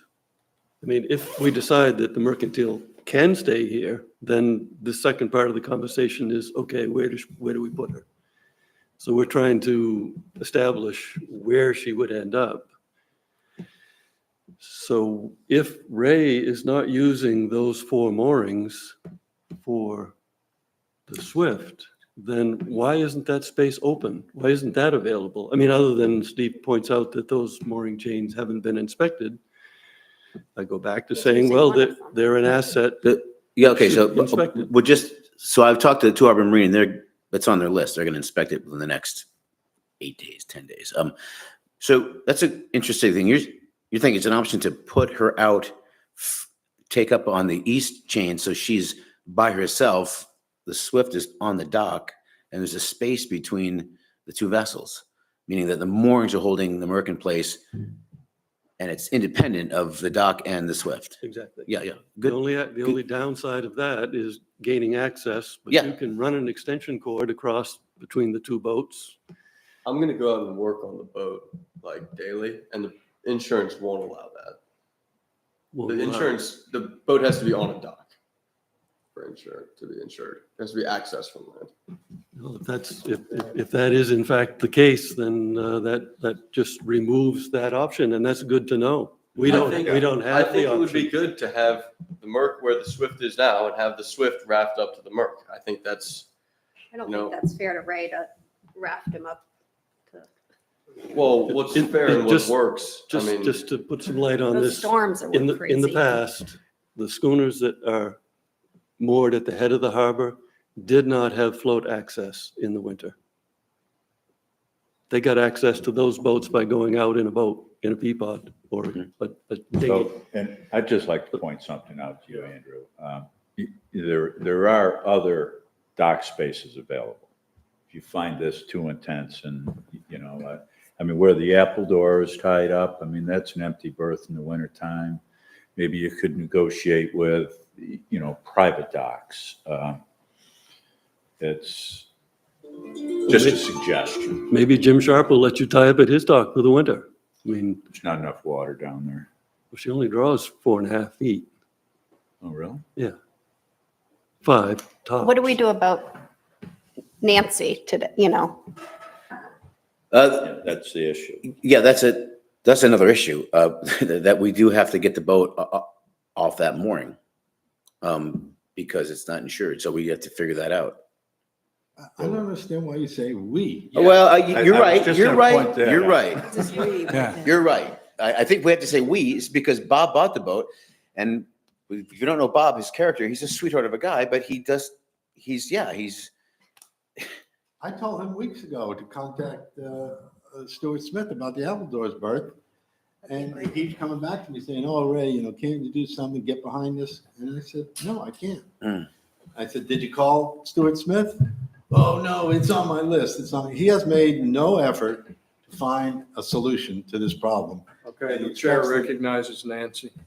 I do feel it is the town of Camden's responsibility because the town of Camden asked to have the boat on our mooring in the first place. So when you say we, I do feel that there is some responsibility to the town of Camden to see that that it leaves our mooring. Thank you, Nancy. This is already the town's responsibility?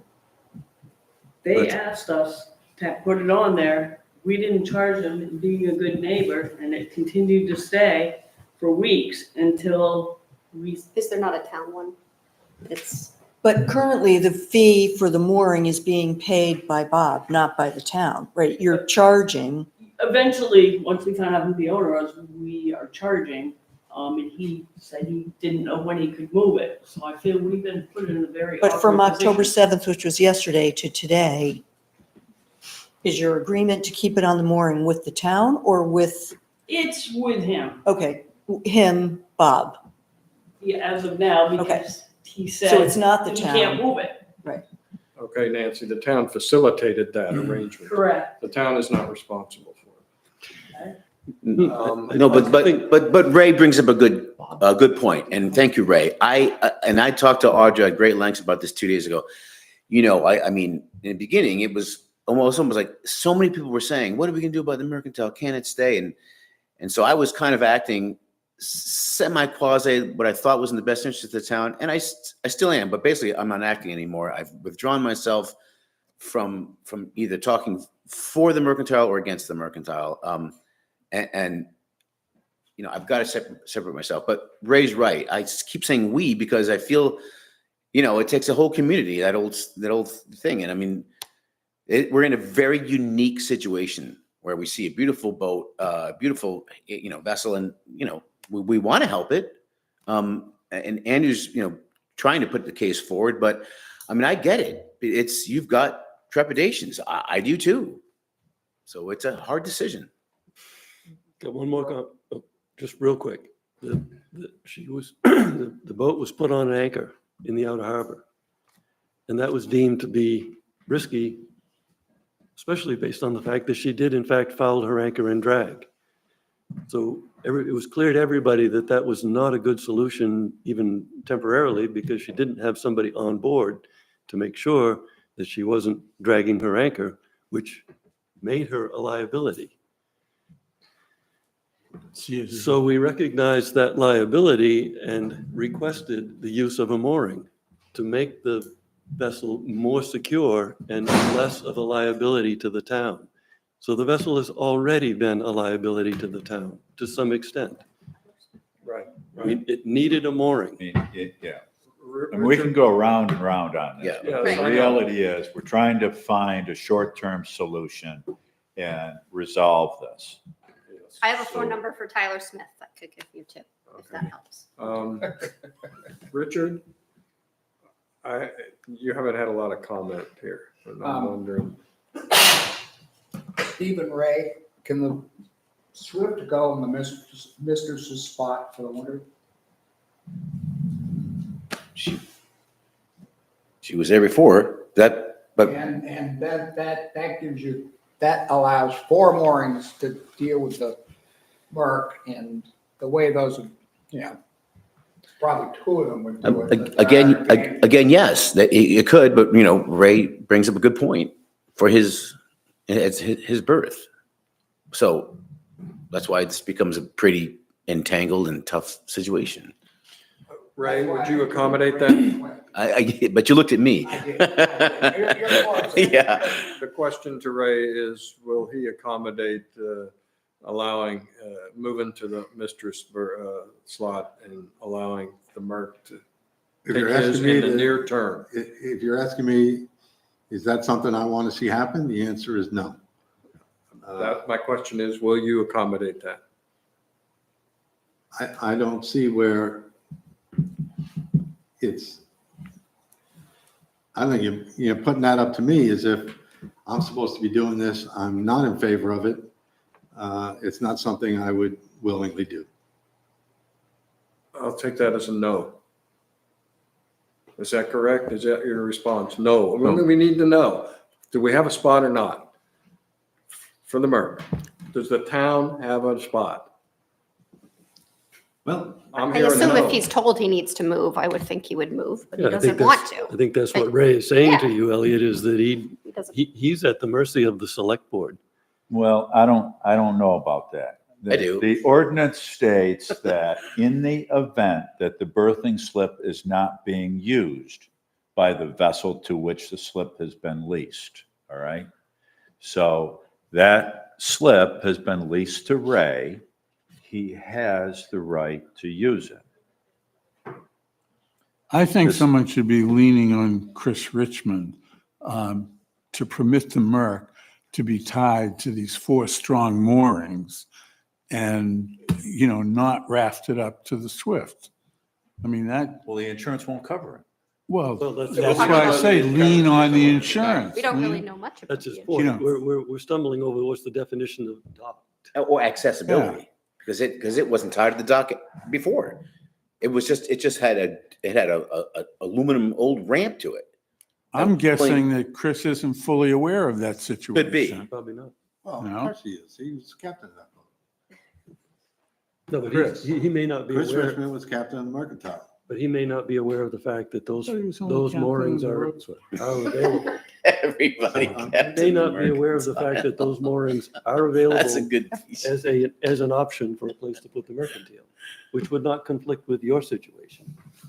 You might be sharing a mooring. Well, You might each have a line to a mooring, but all of these questions are really for Andrew to sort out. And I don't mean to dump too much on your plate, but the bottom line is you should be asking all of these people these questions so that you can come up with a specific proposal to the select board. We want to be at this location. We have insurance for that location. And we have the following plan to guarantee you that on March 15, if I've been hit by a bus, that we have something in place that will get that boat out of here Chris Richmond if we're talking there's not a long-term Camden solution for the about. boat. And that's really your obligation, not for the town to I mean, we're, as Nancy just said, a short term, what can we do about this boat this week has now turned into there's a boat on a mooring that the mooring owner doesn't want it there. So we just want to avoid having that same situation in March. And I think that it's really incumbent on the boat, whoever the boat owner is, to answer all of these questions, not have us answer them for him. Thank you, Bob. That's good points. Ray, you owned and cared for the Merc for decades. You sold the Merc and banished it from Camden Harbor for 3 years. I didn't banish it. He said, when he made the offer, that he was going to take the boat to the Great Lakes. No, but your agreement, as you've described to us, has a no compete. 3 years isn't So very it can't much. operate in Camden Harbor. Are you willing to allow the Merc to just survive for the winter, to get by for the winter? That's, I don't understand why it has to fall on me. well, He Why hasn't not made you? one You're effort the to perfect find any person. spot. He hasn't made any effort to find any spot to keep that vessel. There are gotta be options. When we went to Belfast, when they dredged the harbor, those berths are all empty all winter. Stuart Smith's berths empty all winter. Billings does winter storage for large vessels. Jim Sharp is, potential alternative. But none of these have been, options have been explored. They have actually. I went to Jim Sharp. I went to Portland Yacht Works. I went to Steve Pagels in Bar Harbor. They don't have space for mercantile. Did you go to Belfast? I've not been to Did Belfast. anybody contact Stuart Smith? I gave him that number weeks ago. I can't speak for Bob, but I believe that Camden is the best option. This is where the boat is. Well, Stewart's in Camden, and I have a contact I can give you. That's the apple door. to help you. The apple door leaves. Yeah. For the winter. In a week. Goes south. When do they depart? They're going earlier than usual this year. I think it's about the 15th of this month. November? Soon as Milton goes by. Mhm.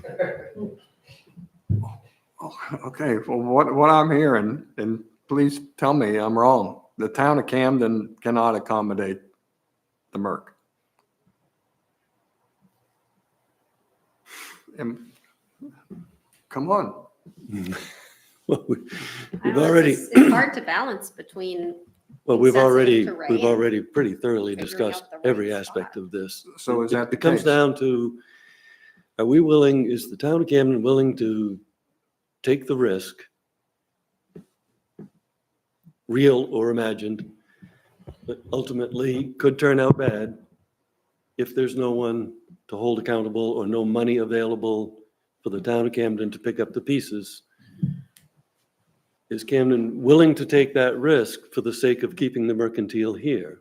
As- Okay, as- that's a point. as That's a Bob- very valid point. Bob and Is there a everyone birthing has spot pointed out that for the we Merc? learned Well, new. that's a separate question that we haven't, I don't think we've resolved or need to resolve. I think we should be advising them that if the town finds that there is a physically satisfactory berthing location for the mercantile, should the town lease that to the mercantile? And we got the concerns and stipulations that the select board should nail down, like the feasibility of making sure that it will leave. But I don't think that it's up to us to decide here this morning exactly what spot should be the lease location. Is it possible for the town to provide a berth for the Merc for the short term until a date in March? I don't think that's our decision to make, all right? What we're doing here Well, is we are making recommendations to the select board, all right? So what we need to do is bullet point our concerns of the dockage. And, we're working with Andrew and, I'm trying to make this a work session for you. So when you go to the select board, here are the concerns, here are the solutions. All right. And we've come up with them all right? The concerns are, all right, that's Ray's berth. does the select board have the right to move Ray if he doesn't want to move? Work it out. All right. The other concern is insurance. All right. Sounds like you've worked that out. Okay. You're there. Okay. Next concern is long-term use. What's going to happen to the boat in the long term? Well, let me just, I think the next one would be what Bob was saying.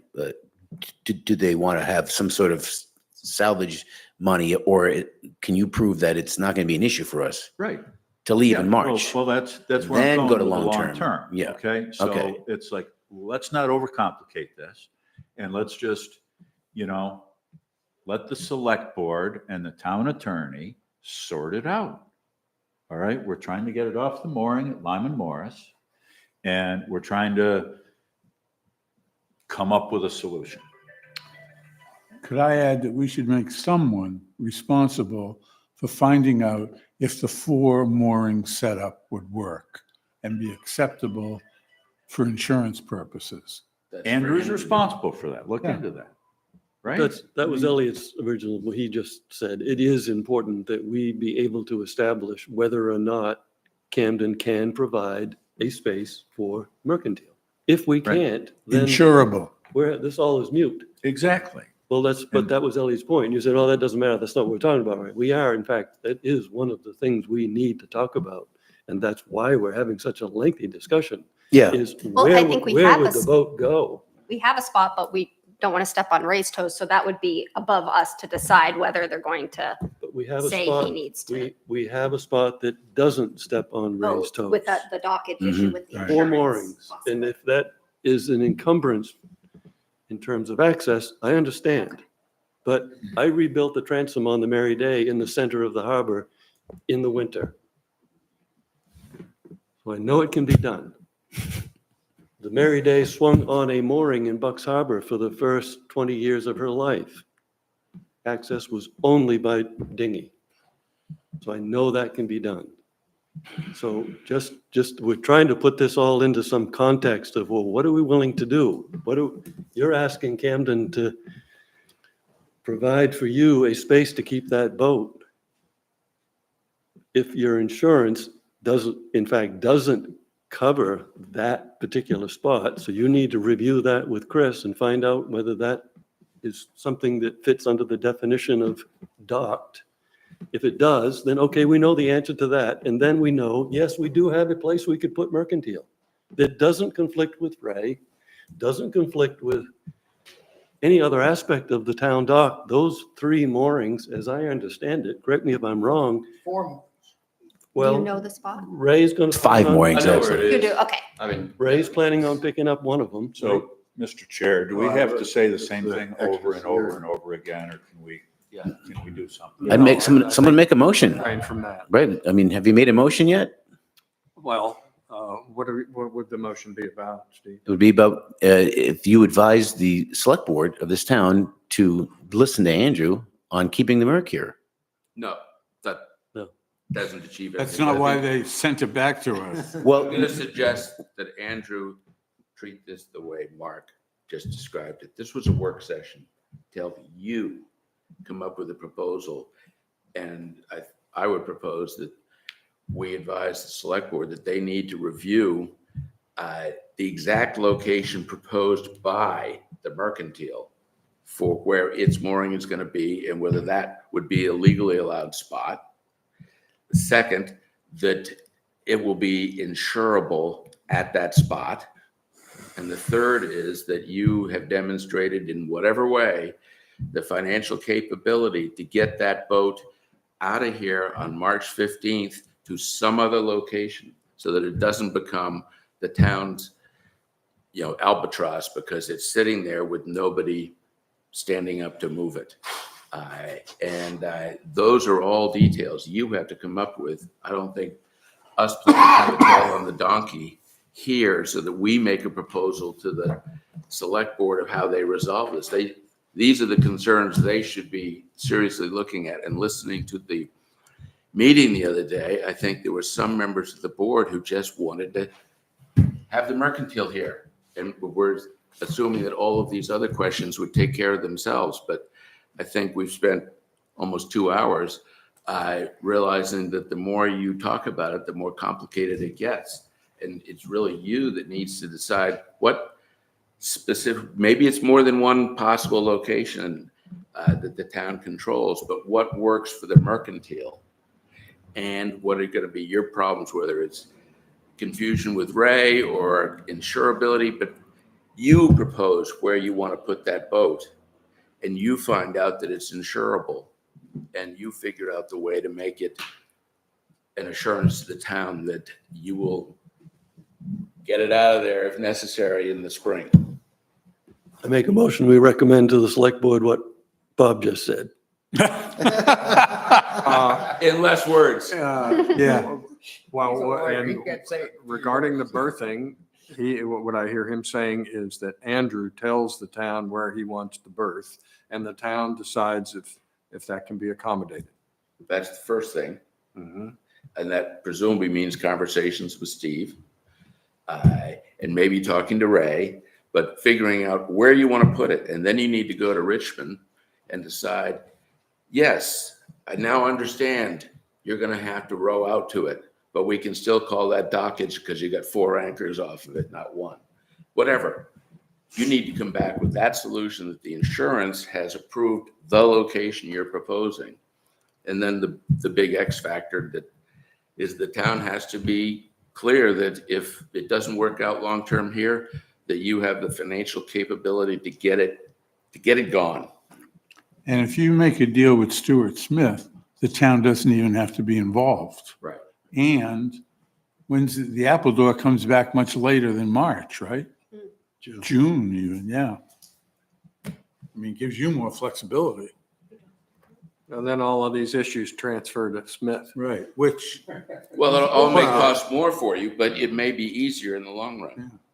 It's only a question of Well, in the long insurance. run, once there's other boats here, if the plan is to, once the Appledoor's back, if the plan is to stay in Camden, which, I part of this also is I want to gauge how much the town of Camden cares about the mercantile. And, No, no, obviously you have to be objective, but That- this that's- is like, Unfortunately, that's not something we can estimate. It's not something we're even at liberty to conjecture about. We have a responsibility in terms of liability. That's our primary concern. Yes, we have an obligation to the residents of Camden.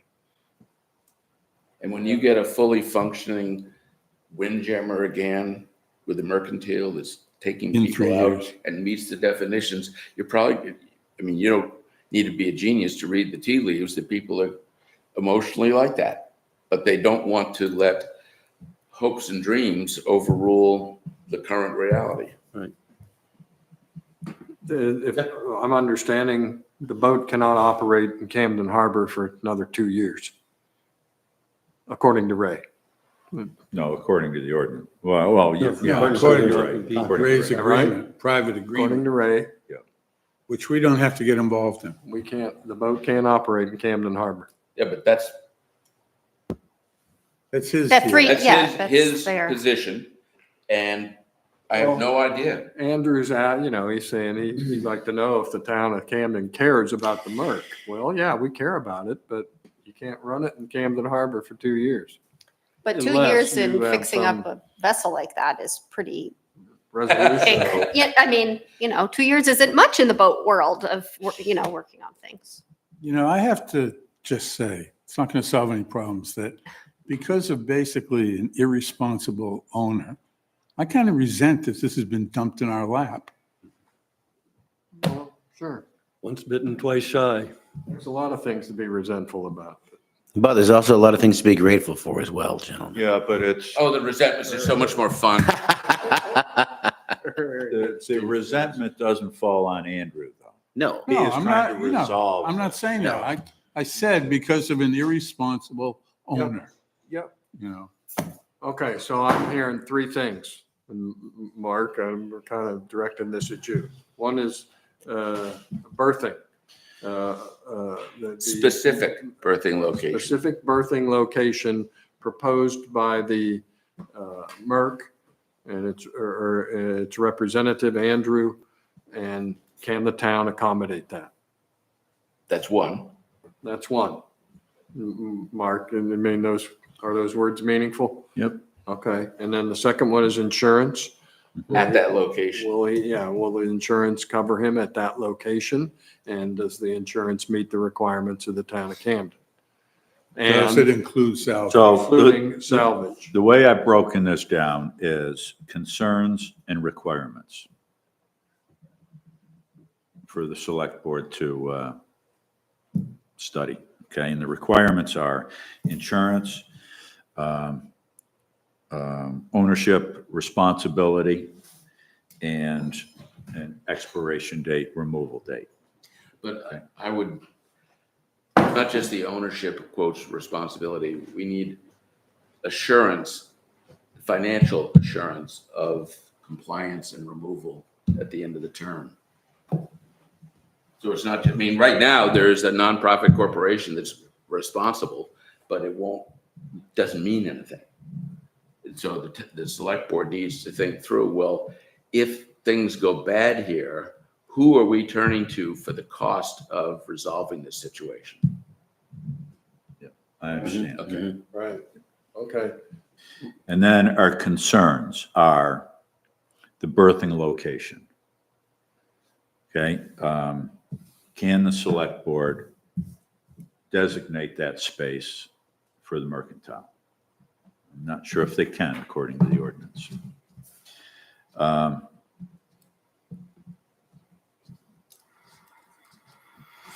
And what the long-term use of the vessel will become. And are we doing this for the short term with the intention of initiating a long-term operation?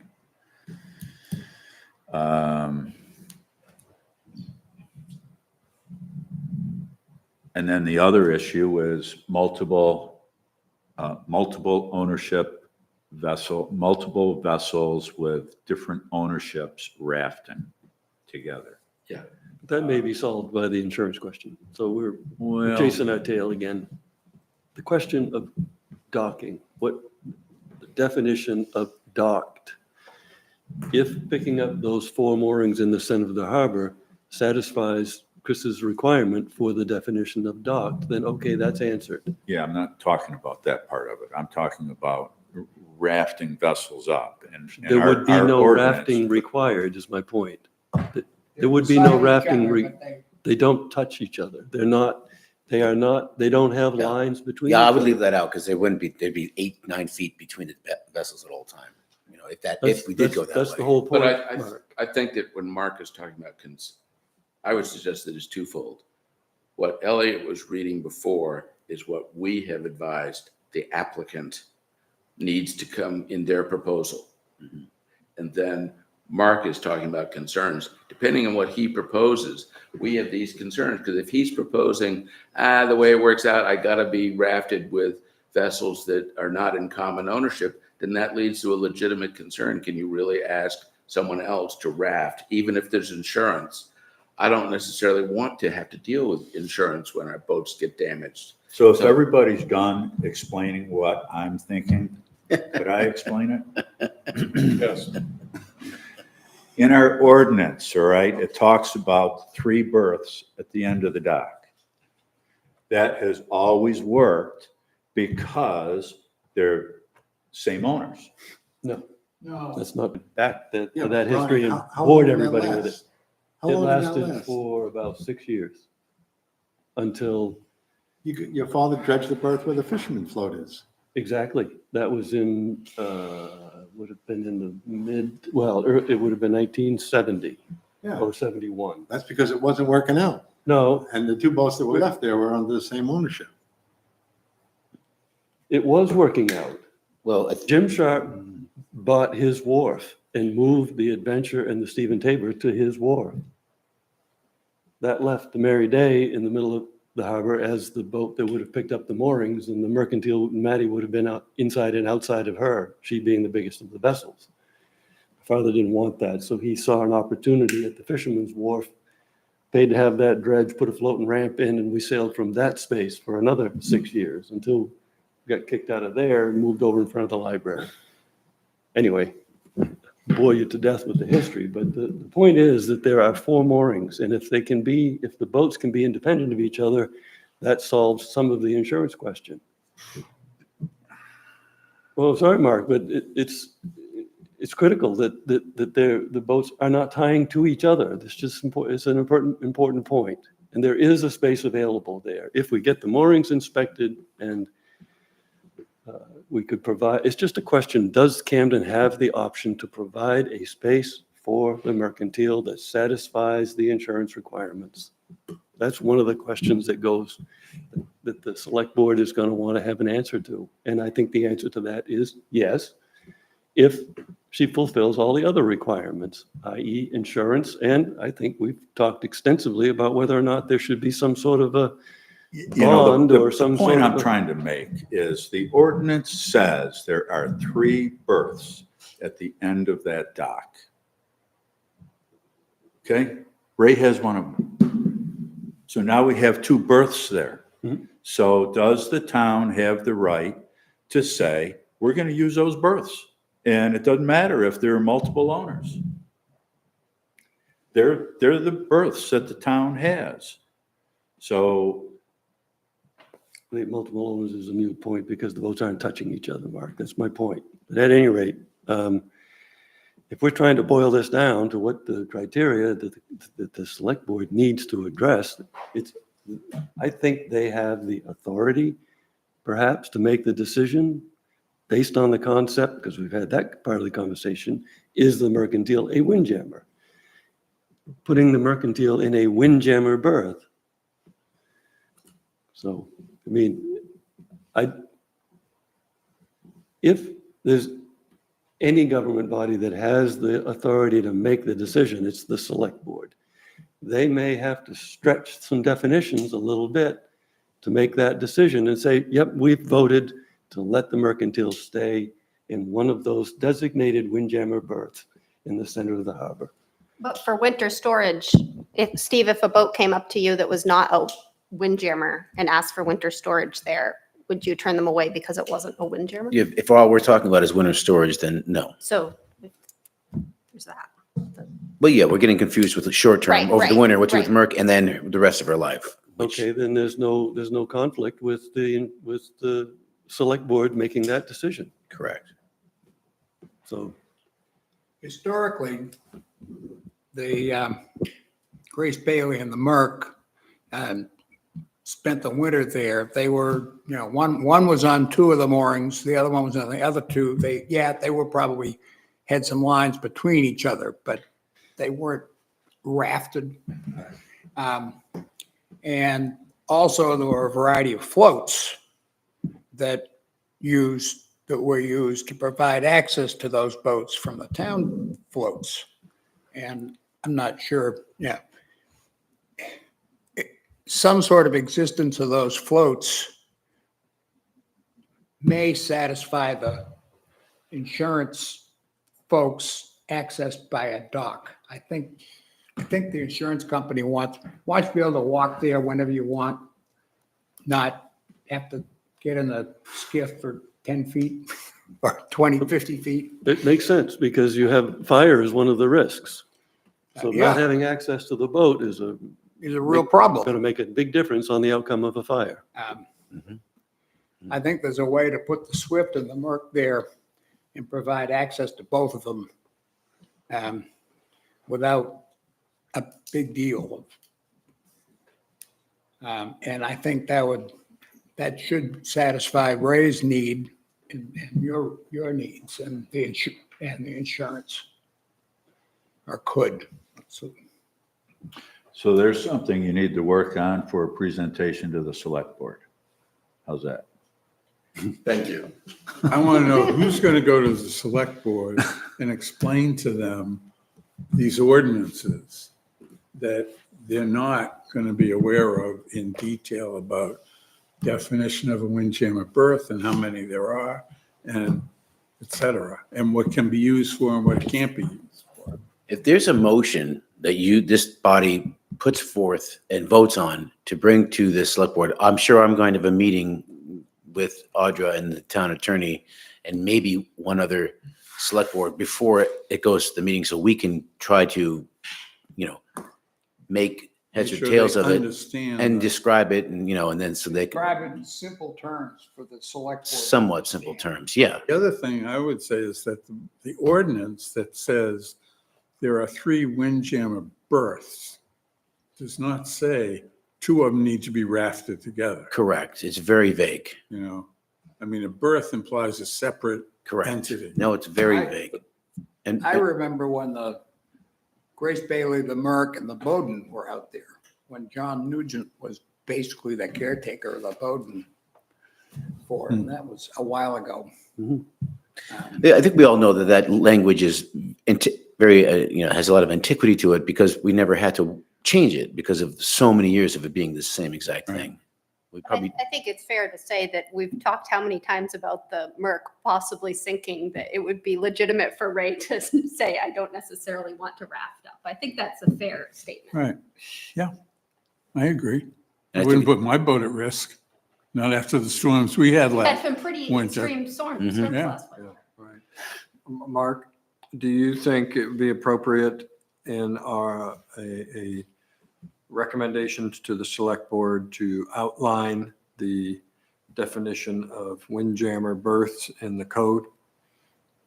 Cite the code, section, Yep, sure. 108 dash whatever it is. yeah, But I think we just determined by Steve pointing out that if it's occupied in the winter, then that's not an issue. well, not an issue unless it's invading a current windjammer's berth, Right. which, is what we've talked about here about Ray not wanting to move. But if there's a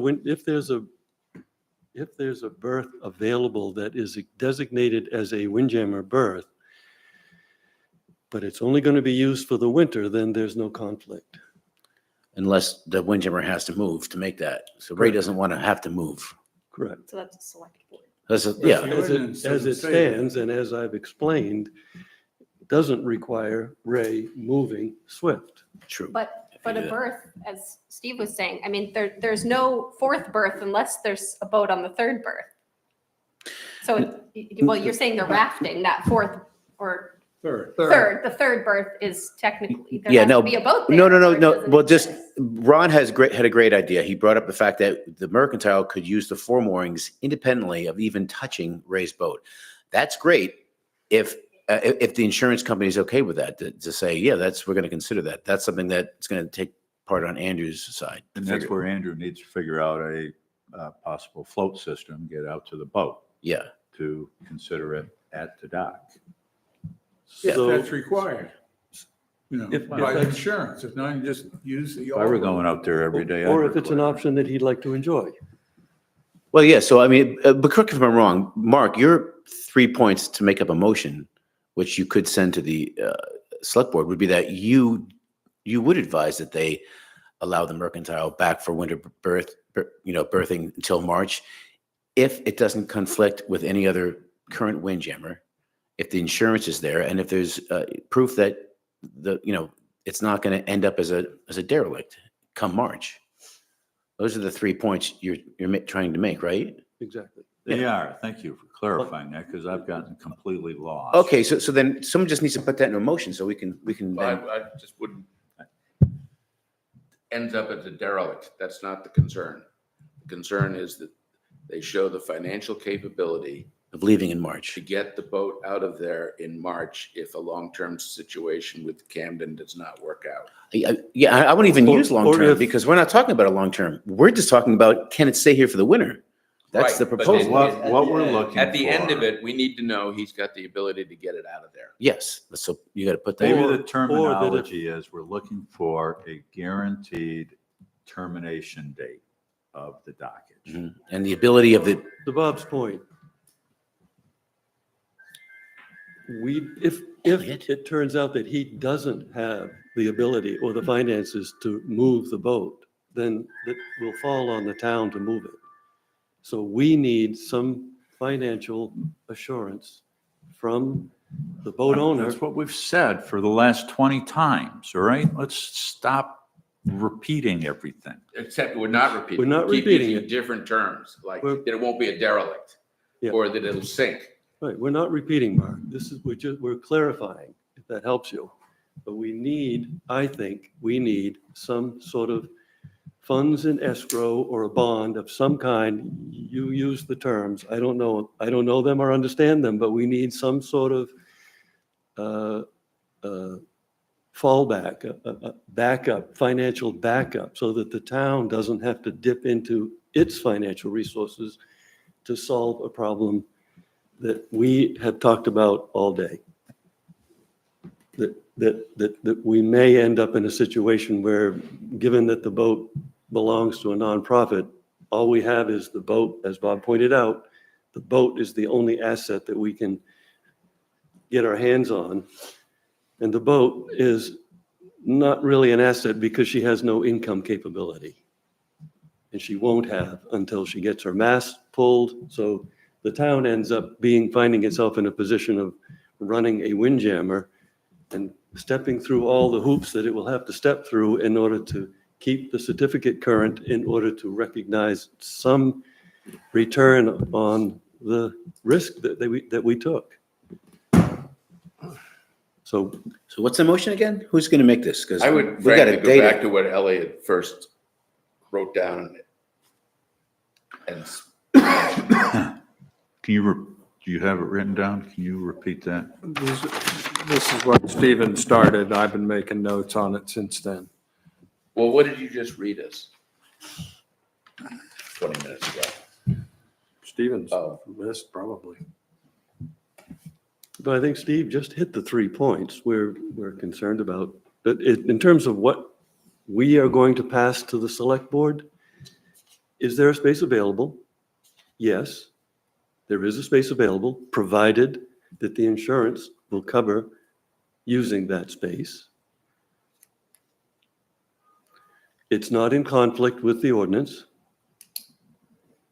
And we need a bond or some sort of financial assurance that we won't get left with a financial liability. Yeah, either the insurance has to cover that, or there's got to be something that shows the town that the boat can leave. Those are it. Those are the 3 points. Those are 3 things. And I don't know if we need to make a motion that we pass those 3 points on. I definitely think you need to make a motion, and you need to be voted on, and it needs to be brought to the select board. Really? Yes. Do we concur with Harbor Master's opinion? Do we have to make a motion on submitting a list to the select board? You need to make a motion as a recommendation or not a recommendation. So you make a recommendation, and here's your stipulations of what needs to happen for you to Yeah. want that recommendation. Yes, I agree. And what we need to Motion do shows the is select board- formalize our recommendations to the select board. All right, let's do that right now. We got to get it done. Yeah. We've been kicking this around 2 hours and more. We have to get it done. Do we have the 3 points in writing? Mark, No, you've been- I don't. I don't have a clue where we're at. You've been anymore. preparing a draft there. What are our 3 recommendations? Let's go. Berthing, insurance, financial ability to remove the boat. I suggest that we recommend specifically the space in the center of the harbor using the 4 moorings. Well, if that's the the rec- insurance doesn't cover that, then that's the end. But of do we it. know that there's no other places? That's I don't why. think the town All has, by the town. yeah, I don't think the town has any other options to offer. And that's, so if it's outside of the purview of the town, then we No, can't. but the 4 moorings are the only town-controlled space that is appropriate to the mercantile. I think it's the only town space that's appropriate Thank you, Nancy. for the security of that vessel for the winter, based on my professional experience. I think that the surge that we've witnessed in the last 3 storms that we had back last winter, December and So January. the combo mooring idea, what you're saying is, in light of the condition of this boat, in light of the surges we've had, it would not be appropriate to have this boat berthed attached to other boats. or to the floats. Exactly. That's my opinion. It should As a be- professional, It should be free form with 4 moorings, if 3 it or were 4 my, moorings. if it were my boat, or if I were the person who was charged with caretaking for that boat, that would be the only option I would use in Camden Harbor. If I were not able to either afford or get permission to keep it at either Wayfarer up on Rum Row would be the perfect All choice. sorts of other places. All right, so we've determined the 3 criteria. I make a motion that we pass the 3 criteria on to the select board. We need. The 3 are: 1, it is going to be on the 4 mooring thing out in the harbor, not attached to other boats, et cetera. 2, that he or the owner obtains insurance for that location. Mhm. And then the third thing is that working with the town attorney, that there is adequate financial assurance that at the end of the lease, the owner has the financial capability to move that boat out of the harbor. Yes, Okay, Just- so just- 1, terminology, actual words. he just said it, all. Well, but Okay, if let's you write add it it down. down, The insurance should include salvage. Yeah. Yeah, I think he covered, I mean, it's, So- well, well, yeah, because we don't know, we were using insurance like So that's a motion. it's some wonderful. So Ron, you wouldn't put Mercantile where Swift is now if you had the option? not alongside of a float. Not under the conditions that I watched take place down there last winter. No, I would not. It's actually safer to be 8 feet off on Yeah. 4 good moorings. Yeah. Not I touching found anything. myself No fenders can be brought up. tied for the winter at Done. PG Willie Wharf with the Angelique outside of me. And we both had anchors out and we dragged both those anchors and we were bearing on the dock under an easterly situation. Yes, it was very bad. Steve, describe the 4 mooring position, berth. Describe it. What are the words to describe that berthing position? We don't need, I mean, it's, Those are those Moorings, each four, of the yeah, town- 4 existing town moorings, which used to hold the Grace Bailey Mercantile in place. 4 existing Yeah. town moorings provided for windjammer berthing. Yeah, yeah. No, it's good. It's good that he's asked that because now the select board So knows. that's the location we're recommending. Yep. And we're recommending this insurance, including salvage, Tying to the dock, yeah. that's applicable to that location. An anchor set, yeah. And then the Yep, and Andrew can figure that out today. the third part that's harder is for the town attorney to consider for the select board, whether there's adequate financial security to know that at the end of the lease, You would have. the boat can be removed. Write that down exactly like that, word for word. And then let's not, please talk about it again. That was very well put right there. Attorney, Is satisfied that there's adequate financial security Security. to assure that the boat will be removed from the harbor at the end of the lease, period. Done. Not will be, can be. Can be. Good. No, that's good.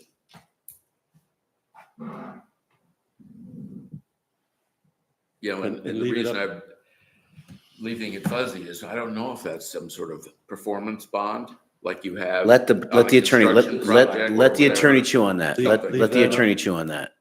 okay, are satisfied there's adequate financial Yeah, security. Different attorney. Keep going, please. To assure that the vessel can be removed from the harbor at the end of the lease. You could say can and will be. To provide for removal. Insurance is Yep. only for. Wait, So I would be required to leave? no. Uh, Can be removed at the end of the lease. Okay. Yeah. It may be that you work something out in whatever and you That's a don't have separate to. issue. But It's a the point separate, is- that's a separate meeting. If everything falls apart. That's another we 4 just hours. gotta- You said can and will. We don't want to have a boat that's not getting pumped, has nobody paying any attention, that becomes our problem. We want to know that it's no longer our problem Exactly. because there's a security bond who is paying for this thing to So, go. Mr. Chairperson, can you read back those 3 points of what I think is going to be soon a motion? Well, I'm working on this here. Let's get back to the insurance, including salvage, Yep, that applies to the, location. I think removal covers it, doesn't it? No, well, Removal, whether it's floating or sunk. It's got to get removed. Yeah, We need it's sufficient true. financial that word covers it. assurances to provide for the removal of the Adequate vessel. financial security to ensure that the vessel can be removed at the end of the lease. Yes. That covers it Okay. very succinctly. Berthing, know, I'm not aware. is berthed at the 4 existing town moorings at the, what do you call that, east end? East end of the town overnight dock system.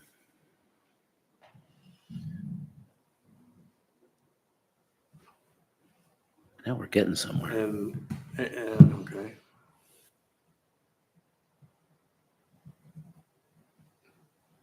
Okay. I'm going to read these off. Berthing, the Merc is berthed at 4 existing town moorings at the east end of the town dock. Insurance, the Merc is insured, including salvage. The Merc has insurance that meets town limits and includes salvage and applies to the 4 mooring location. Right. And the select board and town attorney are satisfied there is adequate financial security to assume that the vessel can be removed at the end of the lease. That's the can of worms. Should there be a course it fee, is. a normal fee? Is there Well, a normal- just hold on. What is your point, Well, the Stephen? can of worms is if it doesn't have insurance, okay, because it can only get dock insurance, who's going to move it?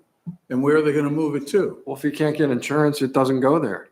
Well, that's our whole point of writing this, is to say, Well, okay, but- we know it's covered. It's kind of amorphous that you're asking an insurance company to cover removal to where? No, it's not the insurance company removing it. It's that there is adequate financial security. That's a So that they separate would point. move it uninsured. Yeah, but we don't care how they move it, just as long as they get it out of there. Yeah, all right, fine. Yeah. Okay, good. Let's move on. All right. Well, And, okay, it's to and ensure that it what doesn't is- become a financial liability to the town. That's what all. is Sinks the in term? Channel. What is the term? We need Winter the berthing. financial. Winter coverage. berthing Yeah, ends March 15th. Is that in line with our other winter berthing? Yes. Winter berthing ends March 15th. Could we tentatively make a plan to readdress this issue on maybe the first Tuesday of March or the last Tuesday? well, that's up to you. You need to get a proposal up later and you need to come to the town with that later. All right, I wouldn't worry the- about that now. The current fee, I believe, for windjammers is $4,500 a year. But Yeah, no, we're talking about winter berth. I know, but Let the fee, I would just say at a fee that you guys deem, appropriate. is there a windjammer winter berthing fee? I'm not familiar No, it's with part that. of the license. Just let the, Yeah, let them work their, below that. We're doing great. Let's not worry. Let's not get into fees. They don't need recommendation for that. as I understand it, last year, they ignored all the harbor committee's recommendations. Let's not bring up bygones now. They didn't ignore it, they weren't even aware. Let's not bring that up. No, you guys are doing good here. This is a tough one and you guys are doing good. All right. You want to go through it quickly one more time? No, No, but you could make sure that, like the harbor committee there was a motion that this comes and someone should make that motion that with the 3 points you just read, I make a motion that we take a vote and we take that vote to the select board and then go ahead and call the vote and let's see what happens. So you probably should read it out one more I time. make a motion that we recommend those 3 points to the select board. not second it. All those in Whoa, favor? Whoa. Yeah, any more discussion? Let's hold, we've done it so far. Is there any more discussion before we vote? I think it should say after cursory discussion Cursory. of 2.5 hours. You could say that. You could say that, but no, go ahead. I'm sorry. But no, I mean, I'm sorry for interrupting. It's Did been Don- seconded, Okay, Is it there's seconded? no more conversation. no more conversation. Mr. Chairperson, if you please. All in favor? Boom, done. Okay, I got 2 people wanting to take their masks out and I got 3 pump out, so I gotta go. Thanks, guys, for this. Chairperson, if you need me for anything else, give me a call. All right. Thank you for your guidance, Stephen. No, you guys did good. It's a tough one. It's unique. All right, so that's it. We're going to adjourn the meeting, or the rest of the agenda will carry over to the next meeting. Great. Oh, then I don't have to look for the, I want to comment on. Meeting adjourned. Next meeting. Well, And thank you I all.